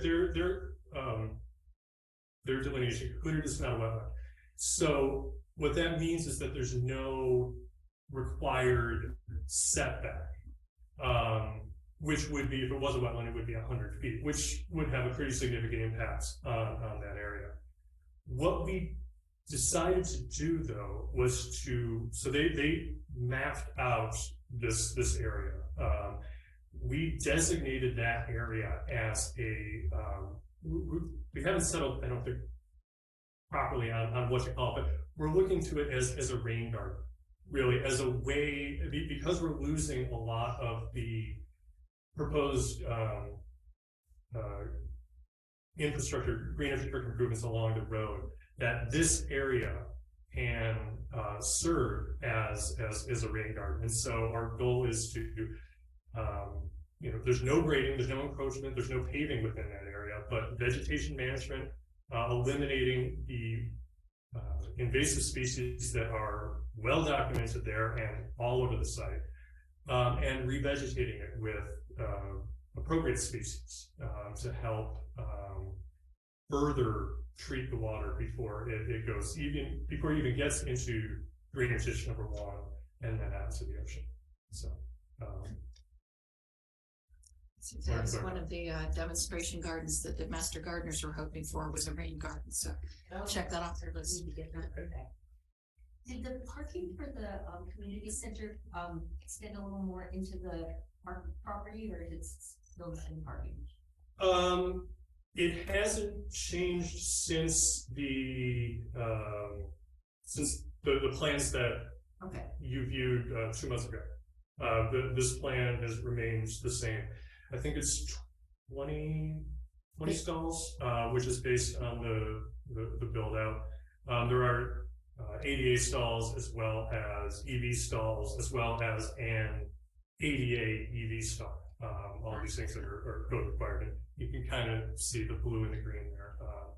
It did expand a little bit into where the bathroom was on one of the original parts. Yes, that bathroom is gone. Yes. Yes, I know there was some concern about that. We've moved it into. We have even more public bathrooms there now. Yes. Can we ask a clarifying question? Yep. Okay, so one question I have no point of view on this. I just know community members have asked, mentioned this, like they're concerned about that the park flooding, how much flooding happens during heavy rain. Well, what you talked about in terms, this is my word, rehabbing those drainage areas, will that mitigate against the flooding that happens, or is that a concern at all, flooding in the park? I don't know. I don't know if that is. Or I mean, we're working with our civil team to help that. Right now those ditches are like this, and our goal is to make them like this. So they're going to hold more water. They're going to slow the water, and not every single square foot is going to be graded. But the goal for the grading is to move water into out of active areas and into these passive areas like this rain garden area. And we can and will have more of those treatment areas. It's very likely that we're going to need to have treatment areas specifically for roof runoff off of the recreation center building, as well as from the community center building. We can't just run the downspouts into a pipe and make it disappear. We'll have certain treatment areas that are sized appropriately.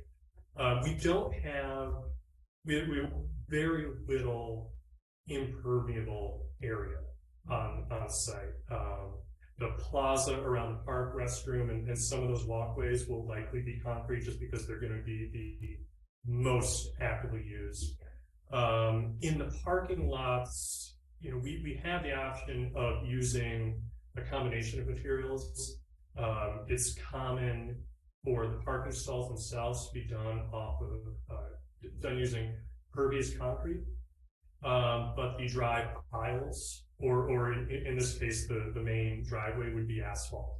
And so the way that works is, anything that lands on the asphalt can then run into those pervious concretes and avoid concentrating in one particular site or in one particular catch basin. I think Jill, did you have a question, Jill? Well, I have lots of questions. Do you want me to start, or do you want to keep going with the presentation? Why don't we go all the way through then? I thought it was just a clarification on. Sorry, I'm done. You're done? Yeah. Okay. I'm here for questions. The 2 streams in the last big storm we had did not overflow. Oh, that's good. Or those pictures of. Yeah. I went down at the height of the storm. That's pictures. Well, it's kind of funny that they're sized by nature. Right. Right. There, you know, after the heavy rain, there were some wet areas, right? But it's not flooding. Can I ask one question before Jill asks a lot of questions? I'm gonna call it the, south end, because that's what, how we think of it, that Highway 1 goes north-south. And, down at Coronado, the trail meets with the newly constructed multimodal, crossing of Coronado, and then goes through county and I think Caltrans property. And it's outside our property line until it enters over down through the village green. Yes. Where you could go left or right. If you go left, pretty soon you get to the skating area, and that's probably not where you want to go. And so the other one is, runs along the side of Obispo and then crosses that other drainage on the bridge that you showed an example of. And then again, you have two choices to go there, but you're running into closed loops. Have you talked with the county, or have we considered where this is going to bring in? It's multimodal, so walkers, runners, bicycles, electric bikes, horses, even right in through the park. And where are they going to rejoin the multimodal trail? Well, right now the county doesn't have a plan for where that multimodal trail goes. In most cases, from Half Moon Bay up, through Montera, the intent is that that trail will run through Caltrans right of way. The reason that that it's pushed along Obispo Road here is because of the Burnham drainage, the heavy riparian area. Yeah.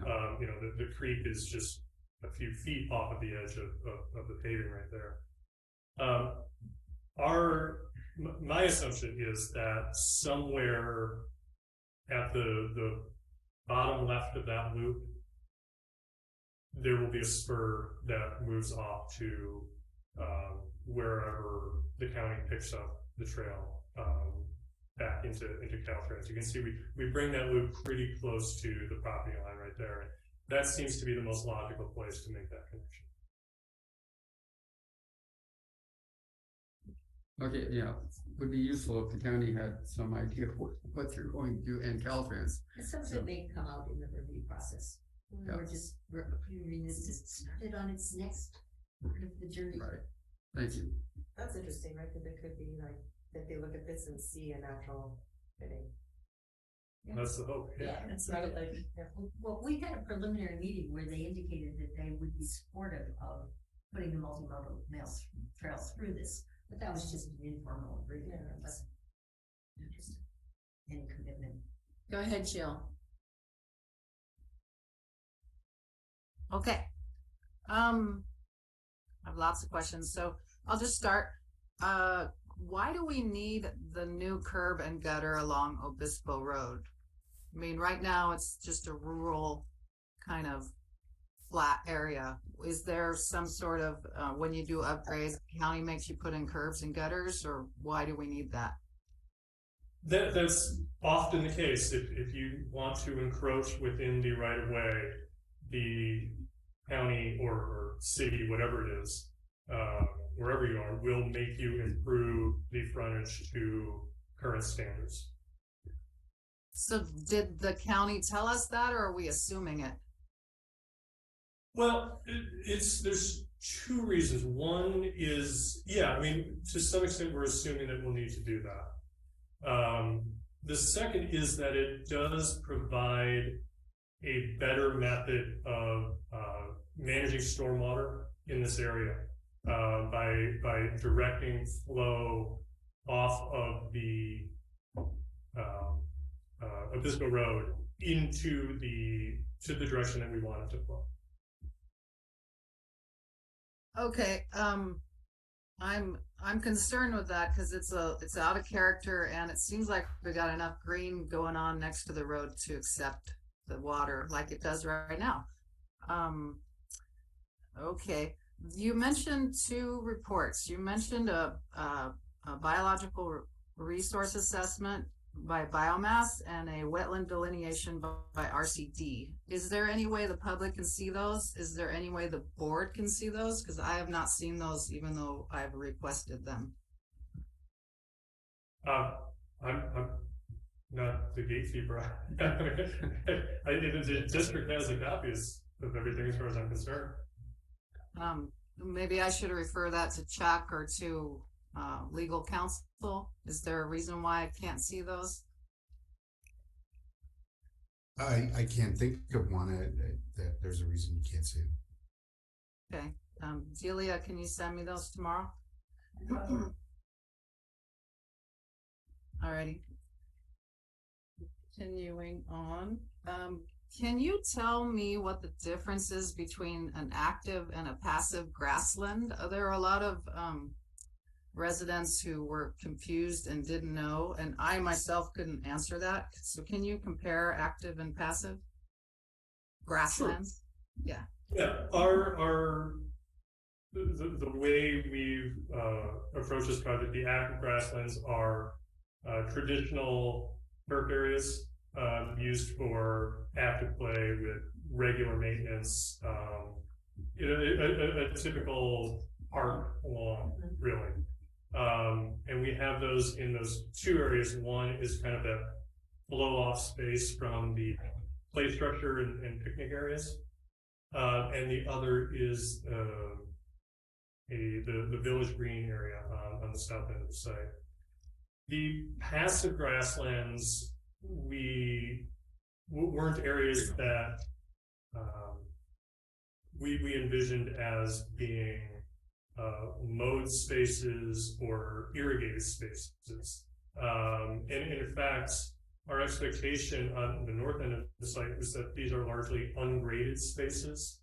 But there are areas where we have opportunity to perform vegetation management, literally invasive species removal, and replanting of more appropriate species. Okay, so the light green. Yes, the lighter green with the loops on the north end. I'm sorry, what is the lighter green? That would be the passive grasslands area. Yellowish, almost yellow. Well, I think it's light green. At the north end near the CRC, that light green is the passive grasslands. Okay, so by the rec center? Yeah.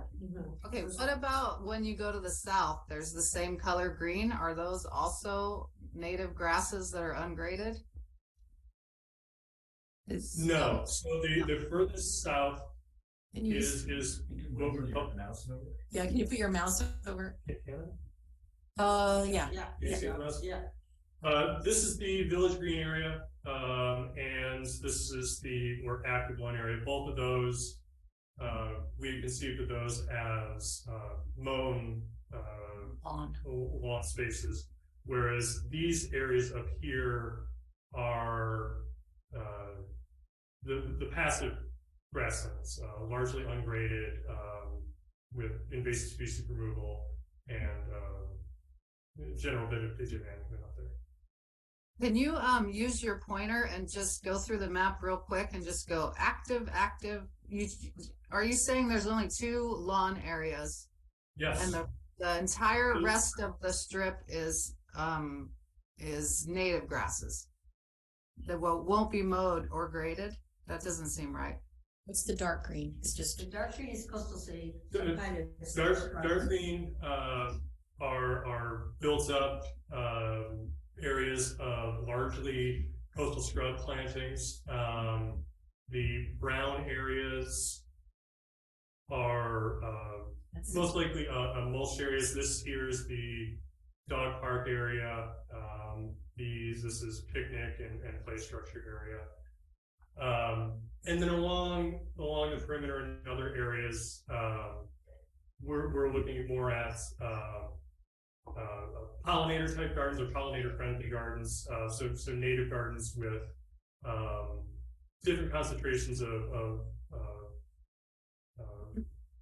bee or hummingbird or butterfly friendly flowers or shrubs. Okay, so sorry, it's kind of confusing. I'm tired. There's only 2 areas that'll be mowed. Yes. And the rest of it will be passive, right? Passive, not mowed. Well, yes. Maybe natives, maybe not. We're not sure yet. No, we are sure. Native, yeah. I mean, there may be. I kind of think that certain really high impact areas, like around the community rec center,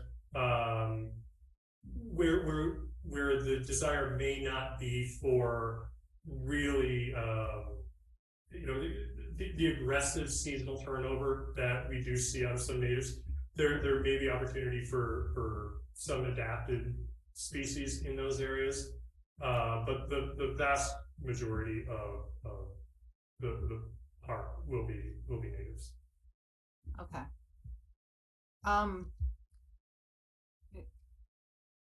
Is it common to name lawn areas active? Because it seems like you should just say it's a lawn so people know that's lawn. I think it's park vernacular for you can run around on it, right? Yeah. You can run around the entire park, so it's confusing on what's active and what's passive. Because active is running around, but you can run around all over that park, as you know. Well, on the master plan, they are both referred to as lawns. Okay. Active lawns, but yeah. Okay, but the one we're approving maybe tonight doesn't state that that's lawn, and that's a little confusing. No, I'm sorry to interrupt you. Yes, it does. The master plan that was included in your packet refers to those 2 areas as lawn. The one in the pack does have lots and lots of notes in tiny print all over it. So I only see it says active play lawn. Okay. Active play lawn. And the other one is, where's the other one that's going to be mowed? The village green? That's right. Okay. Yeah, you're right. I see lawn on both. Okay. And just to clarify, the village green through all this discussion, I think the vision for that is that's where you might go and have a picnic and read a book, where the active lawn is the kids zooming out back and forth from the basketball court to the play structure, doing somersaults. It's just a much more active space because that's kind of the active part of the park. As you get through the perimeter, both to the north and to the south, the activities generally become a little bit more passive. Okay. Will both those areas be graded? Yes. There will be the active lawn sorry, let me get my cursor up. This active lawn has some minor grading. This one over here will need to be graded because it's currently gravel. Yeah, that one's going to take a lot of work. And I believe that parking area, if my neighbors are correct, that parking area is like 30-something years old. So that's a lot of gravel. Speaking of annual maintenance, so if you have these lawn areas and you have the rest natives or butterfly gardens or rain gardens, what do you anticipate for the maintenance? Because it seems to me that we've got quite a bit of mowing, blowing, pampas grass removal, native plant replacement, weed abatement, gopher poisoning, shooting, irrigation repair, lawn replacement, fertilizer, trail repair. I'm just seeing a lot of costs associated, especially with lawns. Did you consider that, or was it just didn't matter?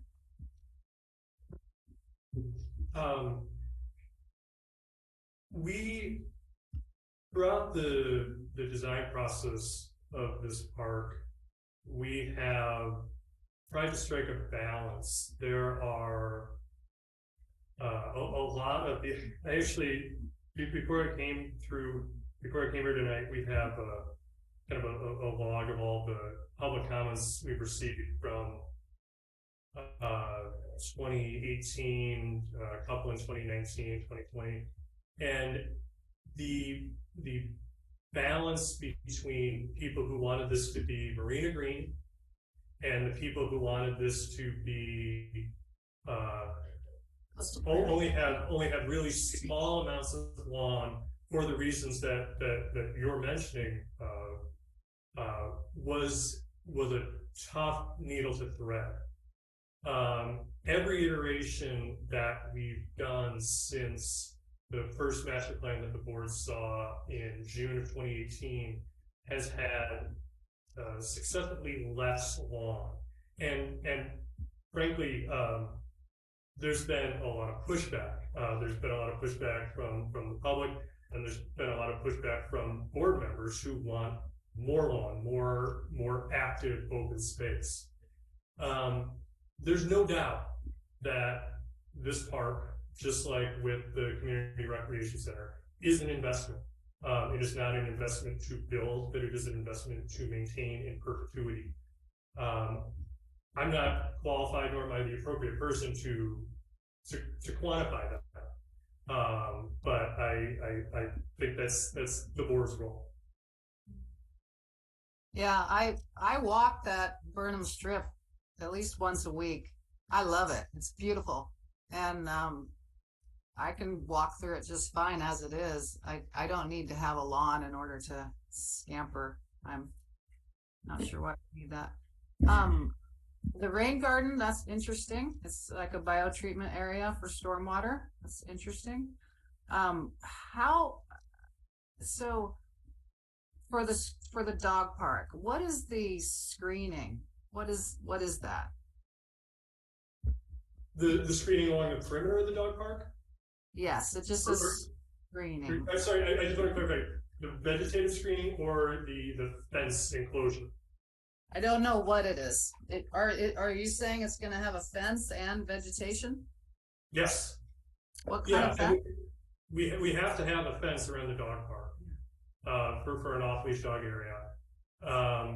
And our anticipation was that there'd be a buffer between, in this case, the edge of the path and the dog park of 8, 10, 12 feet, where we'd be planting, so that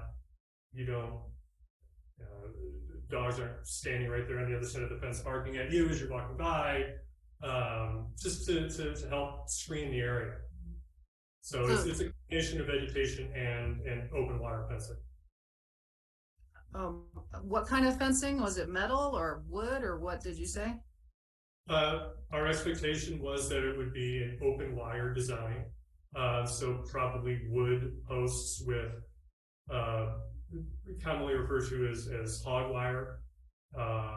But to be perfectly honest, we're talking about construction details, and so that fence could be, if the board so directed it, that could be a solid wood fence. But I would tell you, at least from a design perspective, we would recommend an open wire fence.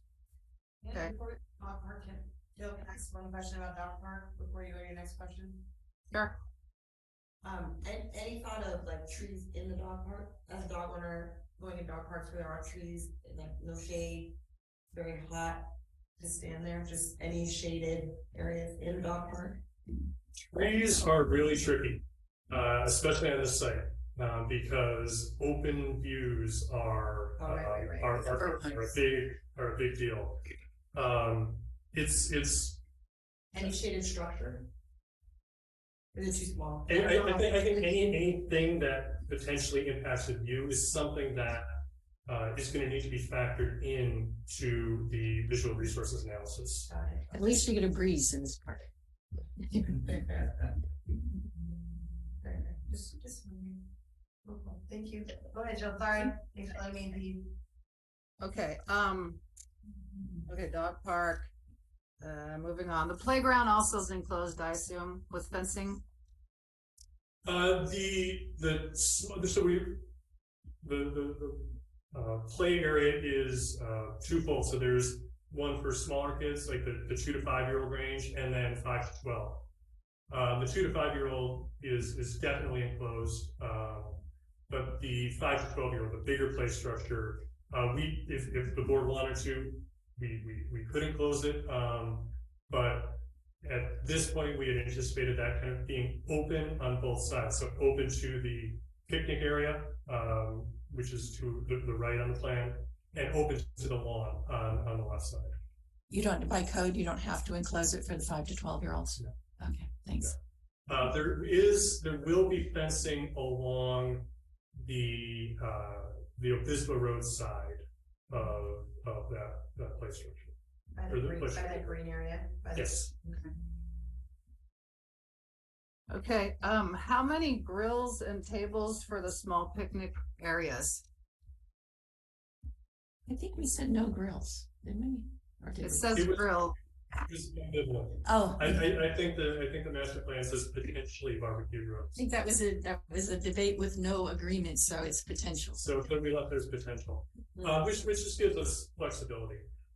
Each of those 5 smaller picnic areas on the north side of the park are sized for one accessible picnic table. So they're about 18, 19 feet in diameter with one large picnic table in each one. Okay, well, it seems just bizarre to me that we would want to put grills with all that vegetation around and just right across on that little, if you put the pointer right across Obispo is eucalyptus owned by the county. And then right beyond that, beyond Lenny's house is the median with all the trees. And it just seems like a huge liability to put grills in. Won't that increase our insurance? We won't implement them. Yeah. We won't, what do you mean? We won't implement? I mean, even if they get approved, we don't have to put them in. Oh, yeah. I agree with you, Jill. I wouldn't put them in, but Can we strike it from the plan, the grills? Can we cross it out? Just say, I don't want to even see potential grills in this plan.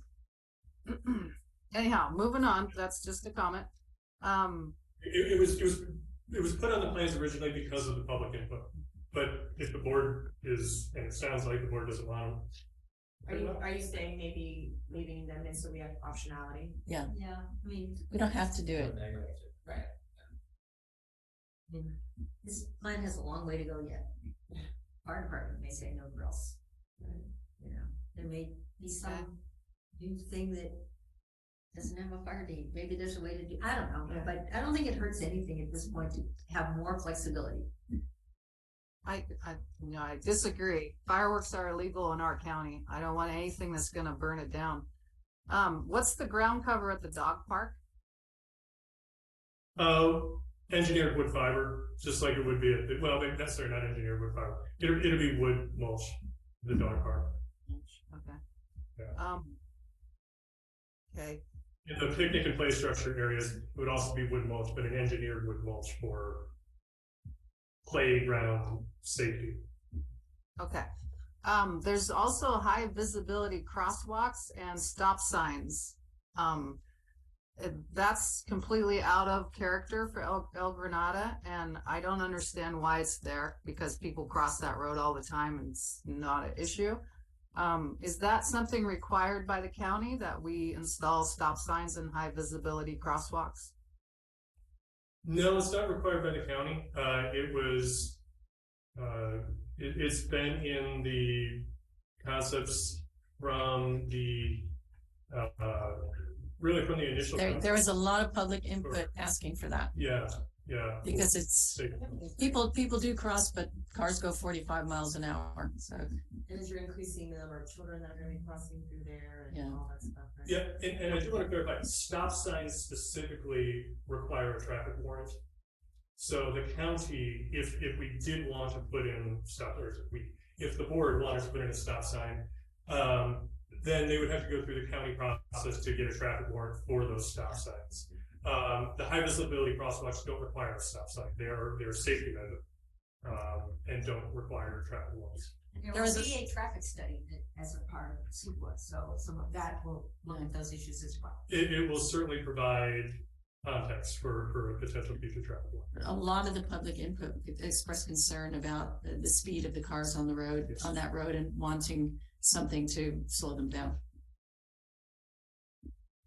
Okay, what permitting issues do you see with this plan, and what permit applications do you believe will be required? Because this is a cost to me, and it's time spent. So permitting issues, permit applications. Well, through the county, the coastal development permits, I believe the use permit required, design review, which will happen at the county level, encroachment permits for work outside of the right of way. Beyond that, there's the potential for section 404 permitting for the drainage ditches. Yeah, so it seems like those ditches, you'd have water boards wanting permits, and CDFW, maybe Army Corps engineer. Seems like a lot of permitting for those items. I'm just looking. I just wanted to mark time, think about how much detail we're doing, because we haven't done sewers yet. And as Matthew reminded me, we need to leave time for important stuff. We need to talk about sewers too. So let's do the most important things for tonight. Tom, I will say too. Wants to have a one-on-one. Yes, Tom, would you just to meet with Jill and go answer all her questions? I mean, to the extent I can, of course. Thanks. Director Grant, I do want to make sure that you're aware of our environmental consultant, Horizon Water. They are part of their purview is taking the lead on the permitting that will have to happen for the park, and that's they're in the middle of doing that right now. So they're doing permitting. Yeah, unfortunately, I don't know too much about it because I'm not on a subcommittee. So I only get what I get at these meetings. That's why I ask so many questions, because I don't see anything behind the scenes. My last thing is, do you have a rendering? I saw you have a rendering from the park looking at the community center, but do you have one from the community center looking towards the new park? No, we don't. I would like to see that, because one of the things residents like is the sweeping ocean view, and I see all of this stuff going on it, and I would like to see what it's going to look like, like a rendering. you're doing view analysis as part of the CEQA. And also as part, they're going to do some views as part of the community center project process.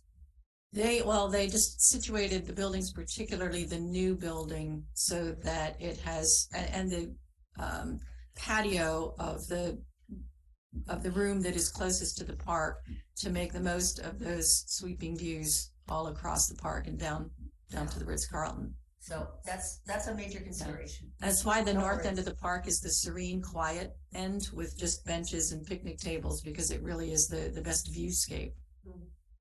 Yes, but you're looking at a dog park and a bathroom and a parking lot. It's just anyhow, I'm going to shut up and let other people talk. Thank you very much for your time. Thanks, Jill. Thank you. So we have some, for the public, we have some Q&A questions on the chat that we could maybe read. We would disable Q&A if we could, because they should be public comments. There are people here that can't see all this stuff. Discussion item. Okay, if the board done with questions, I know we have one, I'll open up for public comment, and we have one hand up for public comment. I knew we couldn't wait to get to the sewers. I got chastised for getting all the way to 10:45 before we did sewer stuff before, so I'm trying to be sensitive to the sewers. Just want to make a comment. I think it's very exciting to be at this point. Thank you, Tom, for all your work. Thank everybody for the hard work. There's sure been, you look at the timeline, shows you how many times we put this out there. We do have one comment for you, Tom. Can you flip it around for the sign and make a new, so we can make a new poster that matches what people are seeing? When they're standing in front of the sign. Please. You get confused. I think it's great. And I think, yes, there are some tweaks that undoubtedly will come as it moves along, but I think it's ready to go. And that's what we're being asked to vote on tonight. Is it ready to be polished up and submitted as part of our package to the county? Yeah. Then there's, all those processes are going to have community input. There will be, people will have a chance to. Well, we'll shoot the secret document, people have 30 days. All that stuff, lots of more time. Okay, well, we have some community input I want to get to tonight. Okay. So let's open up, Chris. Chris, feel free to unmute. Thank you. First question is for Mr. Duffy. Can I have a copy of the biomass biological resources report and the RCP wetland delineation? Is that available to the public? Yes. That's great to hear, because I've been asking for the biological report for almost 3 years now. And let's see, the presenter talked about the rain garden wetland and how it's supposed to take advantage of a feature that was there, but that the RCD delineation has concluded that is not a wetland. Is that what I heard correctly? Yes, yeah, that aligns with our understanding, yeah. Okay, and then you also said that you thought that there would be Section 404 permitting for some of the drainages. I think I just to clarify, I believe that's what our Horizon or environmental consultants told us. Okay, I really hope they'll take a close look at that seasonal wetland that biomass identified, because it stays wet for more than 30 days. And I don't mean just this year with 200% rain. I mean, last year also I observed it holding water. It doesn't have just facultative plants, which would make it a questionable from a wetland standpoint. It actually has plants that qualify on a wetter end of that wetland indicator status. You can go out and look at them anytime. The feature, regardless of whether it meets the criteria for a federal wetland, which requires that vegetation, soils, and hydrology be present, it doesn't matter for waters of the state. Waters of the state are very broadly defined as surface waters, and that definition also extends to the California Coastal Commission. So I think you're going to have a lot of problems with what you're proposing to do there by converting that feature into a stormwater wetland. It doesn't fly to say, well, we're making it better somehow by enhancing it because you're converting it. It would be considered a total loss or impact to that feature that is there, which I'll also add doesn't just occupy the place where the rain garden is shown. It extends down into the area where the dog park is. And again, you can go out and walk around in there and get your feet wet, tomorrow, trying to understand where the extent of that feature is. Similar comments about the drainage ditches. I think you must have concluded that those are just ditches and not riparian features, even though drainage ditch number 2 clearly supports a good stand of willows. Drainage ditch number 1 doesn't, because somebody, the county or the RCD, digs that out every year. And the plan that you have to enhance them is great, but the plans that you have for bridging them is also going to result in regulatory agencies saying, why can't you come up with an alternative where you don't have to disturb or impact these features? That's particularly important at the east end of drainage ditch number 2, opposite Avenue Portola. You have a wide 12-foot trail going across right where the drainage daylights into existing willow riparian habitat. There's also above and below ground electrical infrastructure right there that you'll either have to relocate or fish your trail around.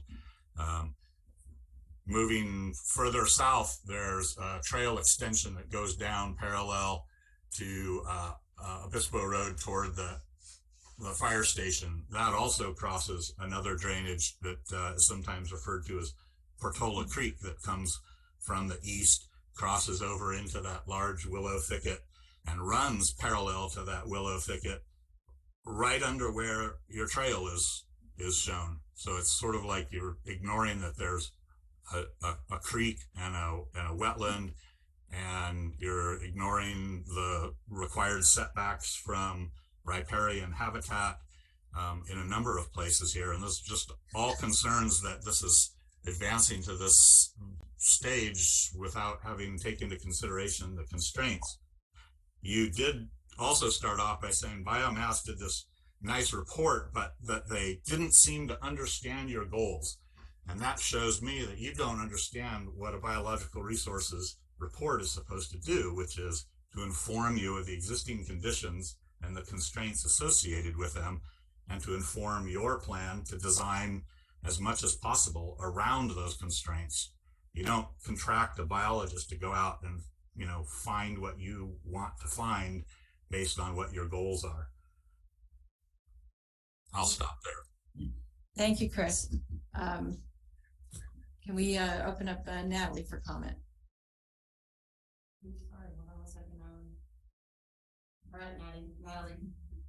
Hello. So I'd love to echo Chris's point on two particulars.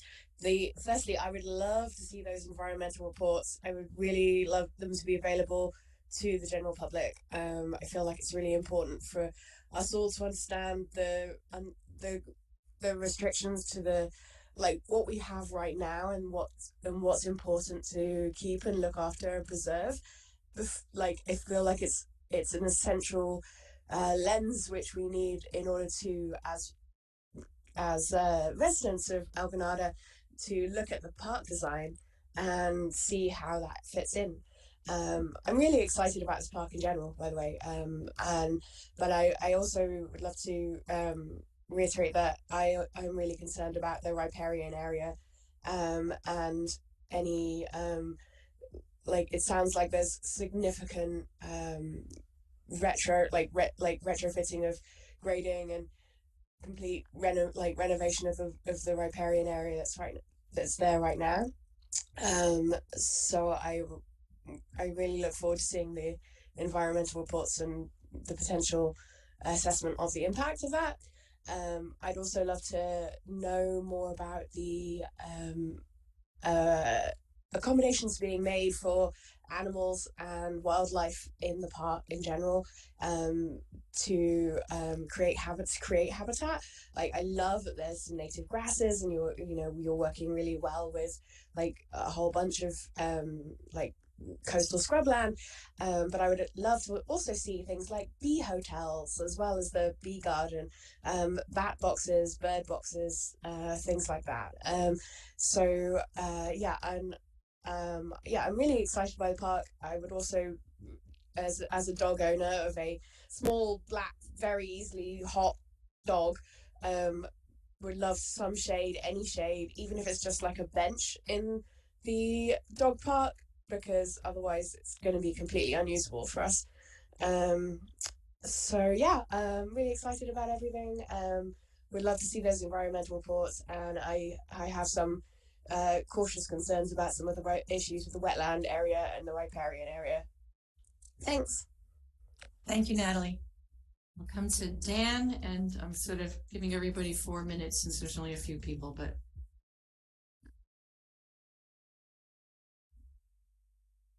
Hi, thank you. Go ahead. Can you hear me?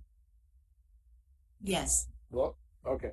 So I just want to make one general comment, and that is that I believe that this project should allow for maximum wildlife to cohabitate in the area. One of the main reasons why people love this area is for the natural openness And, excuse me. So wild nature should be the mantra.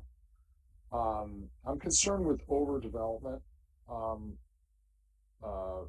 within this plan. I think that it can be simplified a little bit more. I want to say that I'm not happy with not being able to see a complete plan with whatever Caltrans is going to do with their property, and not knowing the complete impact of the total area, especially with the loss of all the parking that's currently serving Surface Beach from the Granada service, the GCSD parking lot right now. And I also want to add that, I think, dog parks are, excuse me for coughing here, dog parks are very popular and needed in areas where there are no trails, accessible, difficult to get to. We have an enormous amount of trails in our area. We've got the nearby medians, we've got Quarry Park, we've got the new multimodal trail, we've got the coastal trail, we've got the beach. I understand that there are a portion of dog owners that would like to, just be able to close the gate and let their dog run wild in a confined area. I get that. But there's also a lot of dog owners that would rather have, a wider open area for the dogs to enjoy, and with less impact on the overall habitat for wildlife. In closing, I want to I'll say that development should not have to destroy what's beautiful in nature. I think we can get along. I think that this plan can simplify. There's a lot of things that I do like about the current plan, but I'd really like to see it more open and less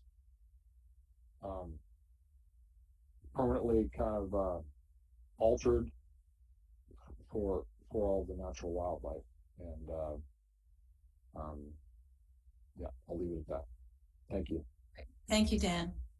We're going to close public comment now and just go to any further board comment or motion for approval. I just do want to reiterate that most of what we see there has already been approved as the master plan after our first 3 rounds of public input and outreach. And so it really is just the revision to the street parking and curb, and I think the bridge are really the only significant changes to the last time the plan was approved.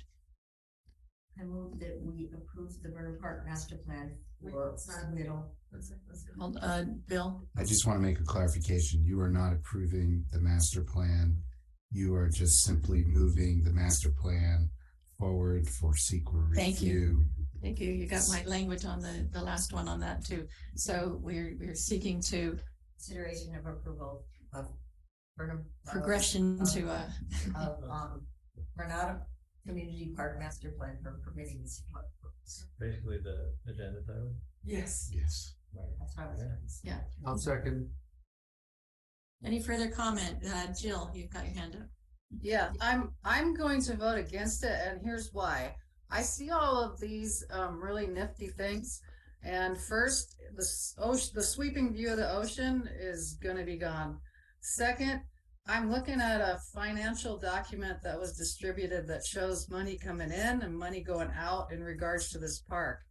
And what I see is the net we're bringing in is not enough to afford all these fun things. So, I know that, you know, the other board members and the staff tell me, oh, well, just, you don't really need to know all that stuff. We can afford it. But as Chuck Duffy had said himself, we really don't know what this costs, and I'd really like to know what this will cost before I go, yes, let's throw it into CEQA and pay for all these applications and, you know, all these schematics. Let's just do them and see what happens. That's not how you build a house. I mean, it's just ridiculous to me. We need to do a little bit more background before we just charge right ahead. So I'm going to vote no. Thank you. Thanks, Jill. I will, in previous discussions, and I know it's hard to come into the fifth year of something, but our agreement was to do our full aspiration and take that through permitting, and then in our phasing and financing discussions, we'll talk about pacing the building. But our commitment to the community was we will only build what we can afford to maintain. Having that cadencing and budgeting conversation this summer. Yeah, Right. we're exploring financing For the whole project.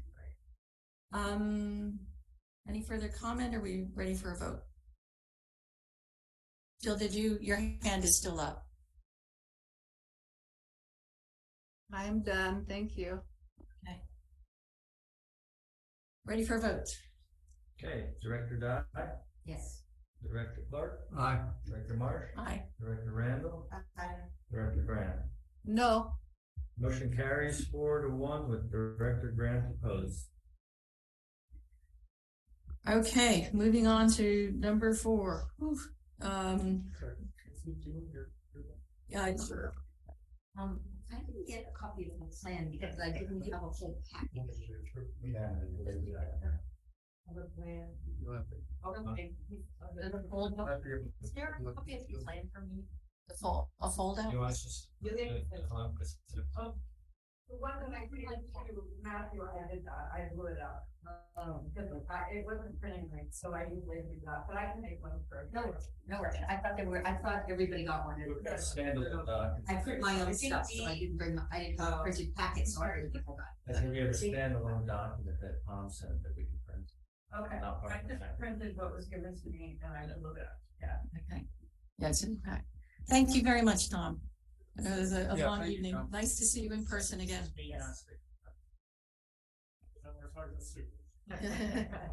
Okay, well, first, Just to clarify, like, the issue that, Director Grant, the question Director Grant has, can still be addressed even through the CEQA process, correct? Right? Yes. So all of these things will be, right, yeah, so this vote did not like mitigate that. no. No, this just sets the process in motion. This is the plan we're gonna do with CEQA and all that kind of stuff. I think in my simple mind, this is what we'd like to do. When we go through regulatory, we'll find out what we're allowed to do, and then we have to figure out what we can afford to do. Which is actually how every project. Unlike when you build a house. And we'll get CRISPR, I would say, and we'll get CRISPR about what we really want to do, like what it will look like, what it will, right? Yeah. We'll see the view analysis, and I feel pretty confident that, that's been a primary consideration in every design. That's number But one for they're the gonna public. show us, here's what the views look like from here and from here and from here. So we'll see, all those things, these next analyses, there's gonna be a traffic analysis. There's gonna be all these analyses, so. Yeah. Ocean views was number 1 in our survey, so we got to retain those. Okay, item number 4, consideration of Park Drive request for use of the Burnham property to hold events on June 17th, August 19th, and October 7th, 2023. They did 2 events last year. They were very nice. In the parking lot. They weren't hugely attended. And they took up about half the parking lot, and they raised money for Alice. I will vote. Second. Well, good, we have 30 seconds. Any other further comments? I think that they make it work. Yeah. Verify members of the public. There's no members of the public that want to speak. Oh, I'm sorry. And any members of the public, thank you, Bill, that would like to comment? Seeing no hands, can we call a vote? Director Dye, Yes. Director Clark. Aye. Director Marsh, Aye. Director Randall, Yes. Director Grant. Yes. Motion carries 5-0. Okay, item number 5, the engineers report. We have approval of a CIP to progress payment number 2 for Koyos for $201,827.50. Approval of CIP progress payment number 3 to Koyos for $99,084.50. And approval of CIP change order number 1 to Koyos for $68,552 with a recommendation for board approval. My recommendation, and engineer's recommendation, is you approve the payments. All this work's been done, right? Yes, so the project's complete, we just pulling the attention. According to plan. Yeah. I make a motion, we approve those. Thank you. We have a second? Second.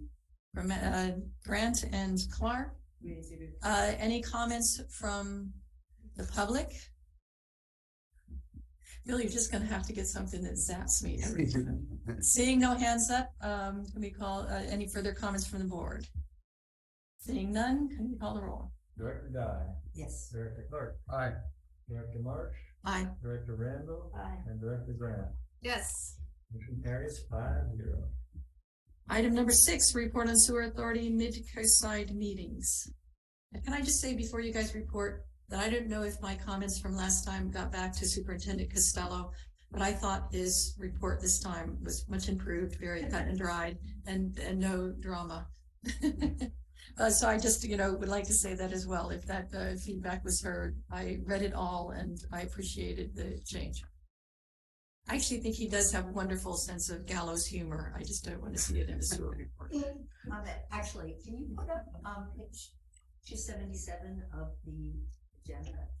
Is that hard to do? No? Because it actually ties right on to the Koyos payments. Wait, first, I would, are you on page 27? Want to drive over? No, were you already on page 27? No, that's not an issue. So go there first, and then that would help.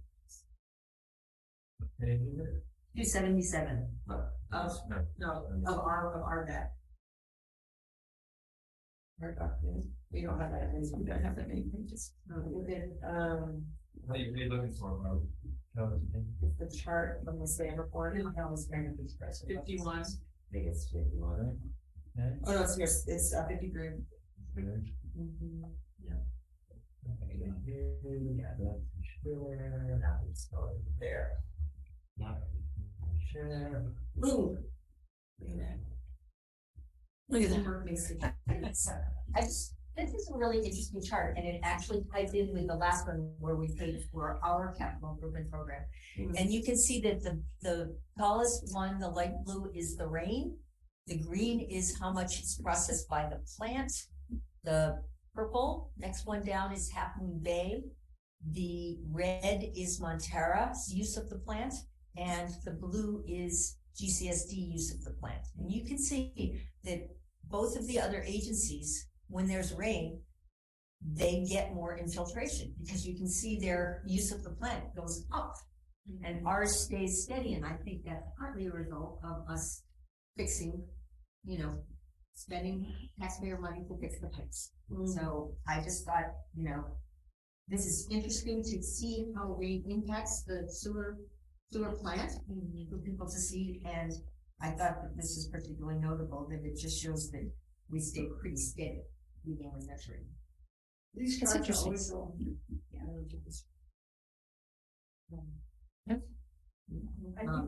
Replacing lateral posts. Replacing lateral posts. Yes. Yeah. Well, I can jump in here. I was gonna mention replacing all my toilets again. It's all, thank you. You did it. The last SAM meeting was canceled, so there hasn't been as much activity. The finance committee got a preliminary look at the budget. The budget's going to be late coming to GCSD this year for a couple reasons. The two main ones are that we don't know how much the Montera Force Main repair is going to cost, and we don't know what the timeline would be to do it. And those two things make it very difficult to predict what kind of capital expenditures we're going to need for the year ahead. The good news is it does look as if the insurance will cover all the costs of the damage that was done in the New Year's Eve storm.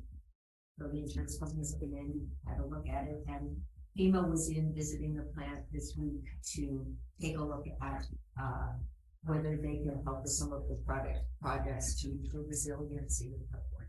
So I don't have a whole lot of new stuff since there hasn't been a meeting. Right. I had one question.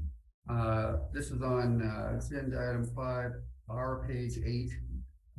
This is about the service calls at GCSD. We have, again, at the bottom of that paragraph, the on 224, call for gray water in the backyard. This is where the service line is very long and runs across another property. This district was notified. I'm sure that the district was notified, but can we find out, this has been appearing with some regularity. And so there seems to be a problem here that, about this service line and running across 2 properties. And I'm wondering if, is it in an easement that? Well, it's being resolved. The problem is that the property owner where the line is going through, he won't return my phone calls. And he doesn't talk to the neighbor whose line it is, who's tried to talk to him as well, for whatever reason.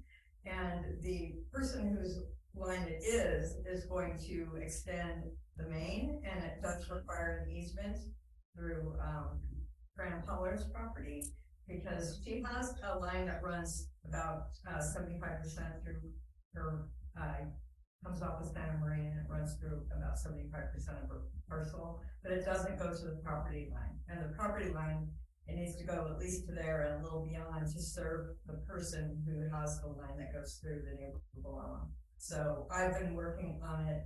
We have to get all the players involved. He's had the plumbers out there. We need to get the, he needs to get an engineer stamp plan, which he's going to Stigma for that. And I've talked to our council regarding drawing the easement. So it's in the works. It's just a lot of different things that have to come together. And this gentleman has never had to deal with this before. Apparently his property was previously owned by an original GCSD board member back in the 1960s, who got the approval of having his line run through the property below, which should have never happened. And that is what we're dealing with now. Oh, yeah, so that means that we'll have to go through the process of extending the easement across the rest of Fran Pollard's and into the next property as well. So, well, I'll ask you about this again in a year and see what happens. It'll happen faster than that. It's going to. You can't ask Delia in a year. Yeah, it's just, Right. you'll see it on the administrator's report when the application comes in. Okay. Thanks.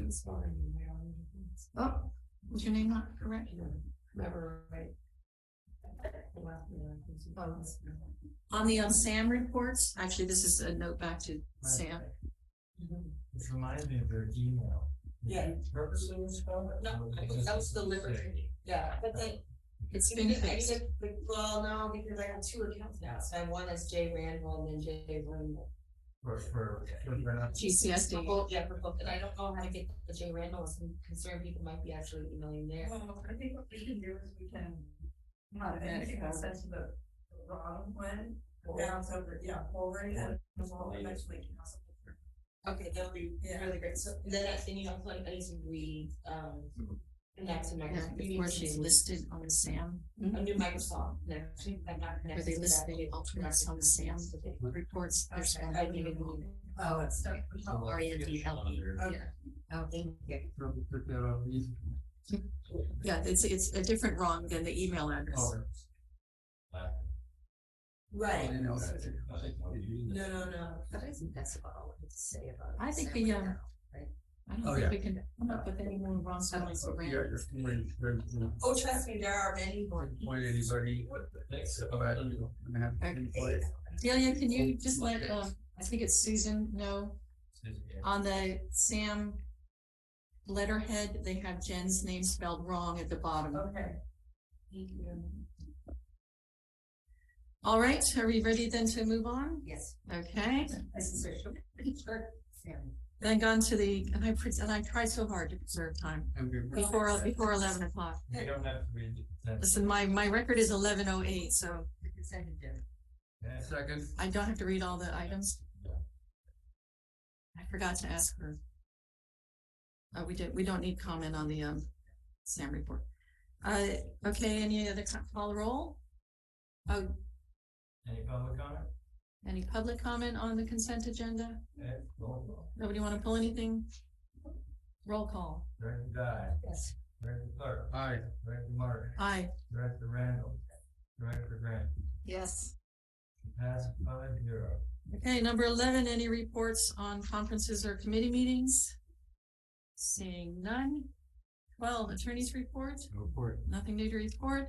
13, general manager's report. Yes, we're in the process of interviewing. Laura Demos, who we hired to do our job search, has plumbed the depths of district people. Have not been impressed. But we've gotten 22 resumes.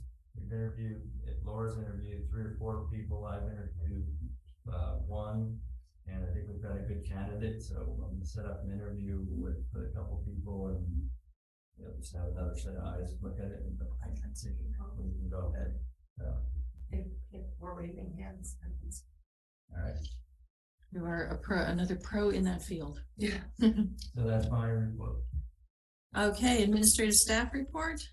I just wanted to let you know that we placed a new trash can on Nelson Street at the yacht club at the request of some residents nearby. We uprighted the can that got blown over by the storm on Magellan, and I think that's it.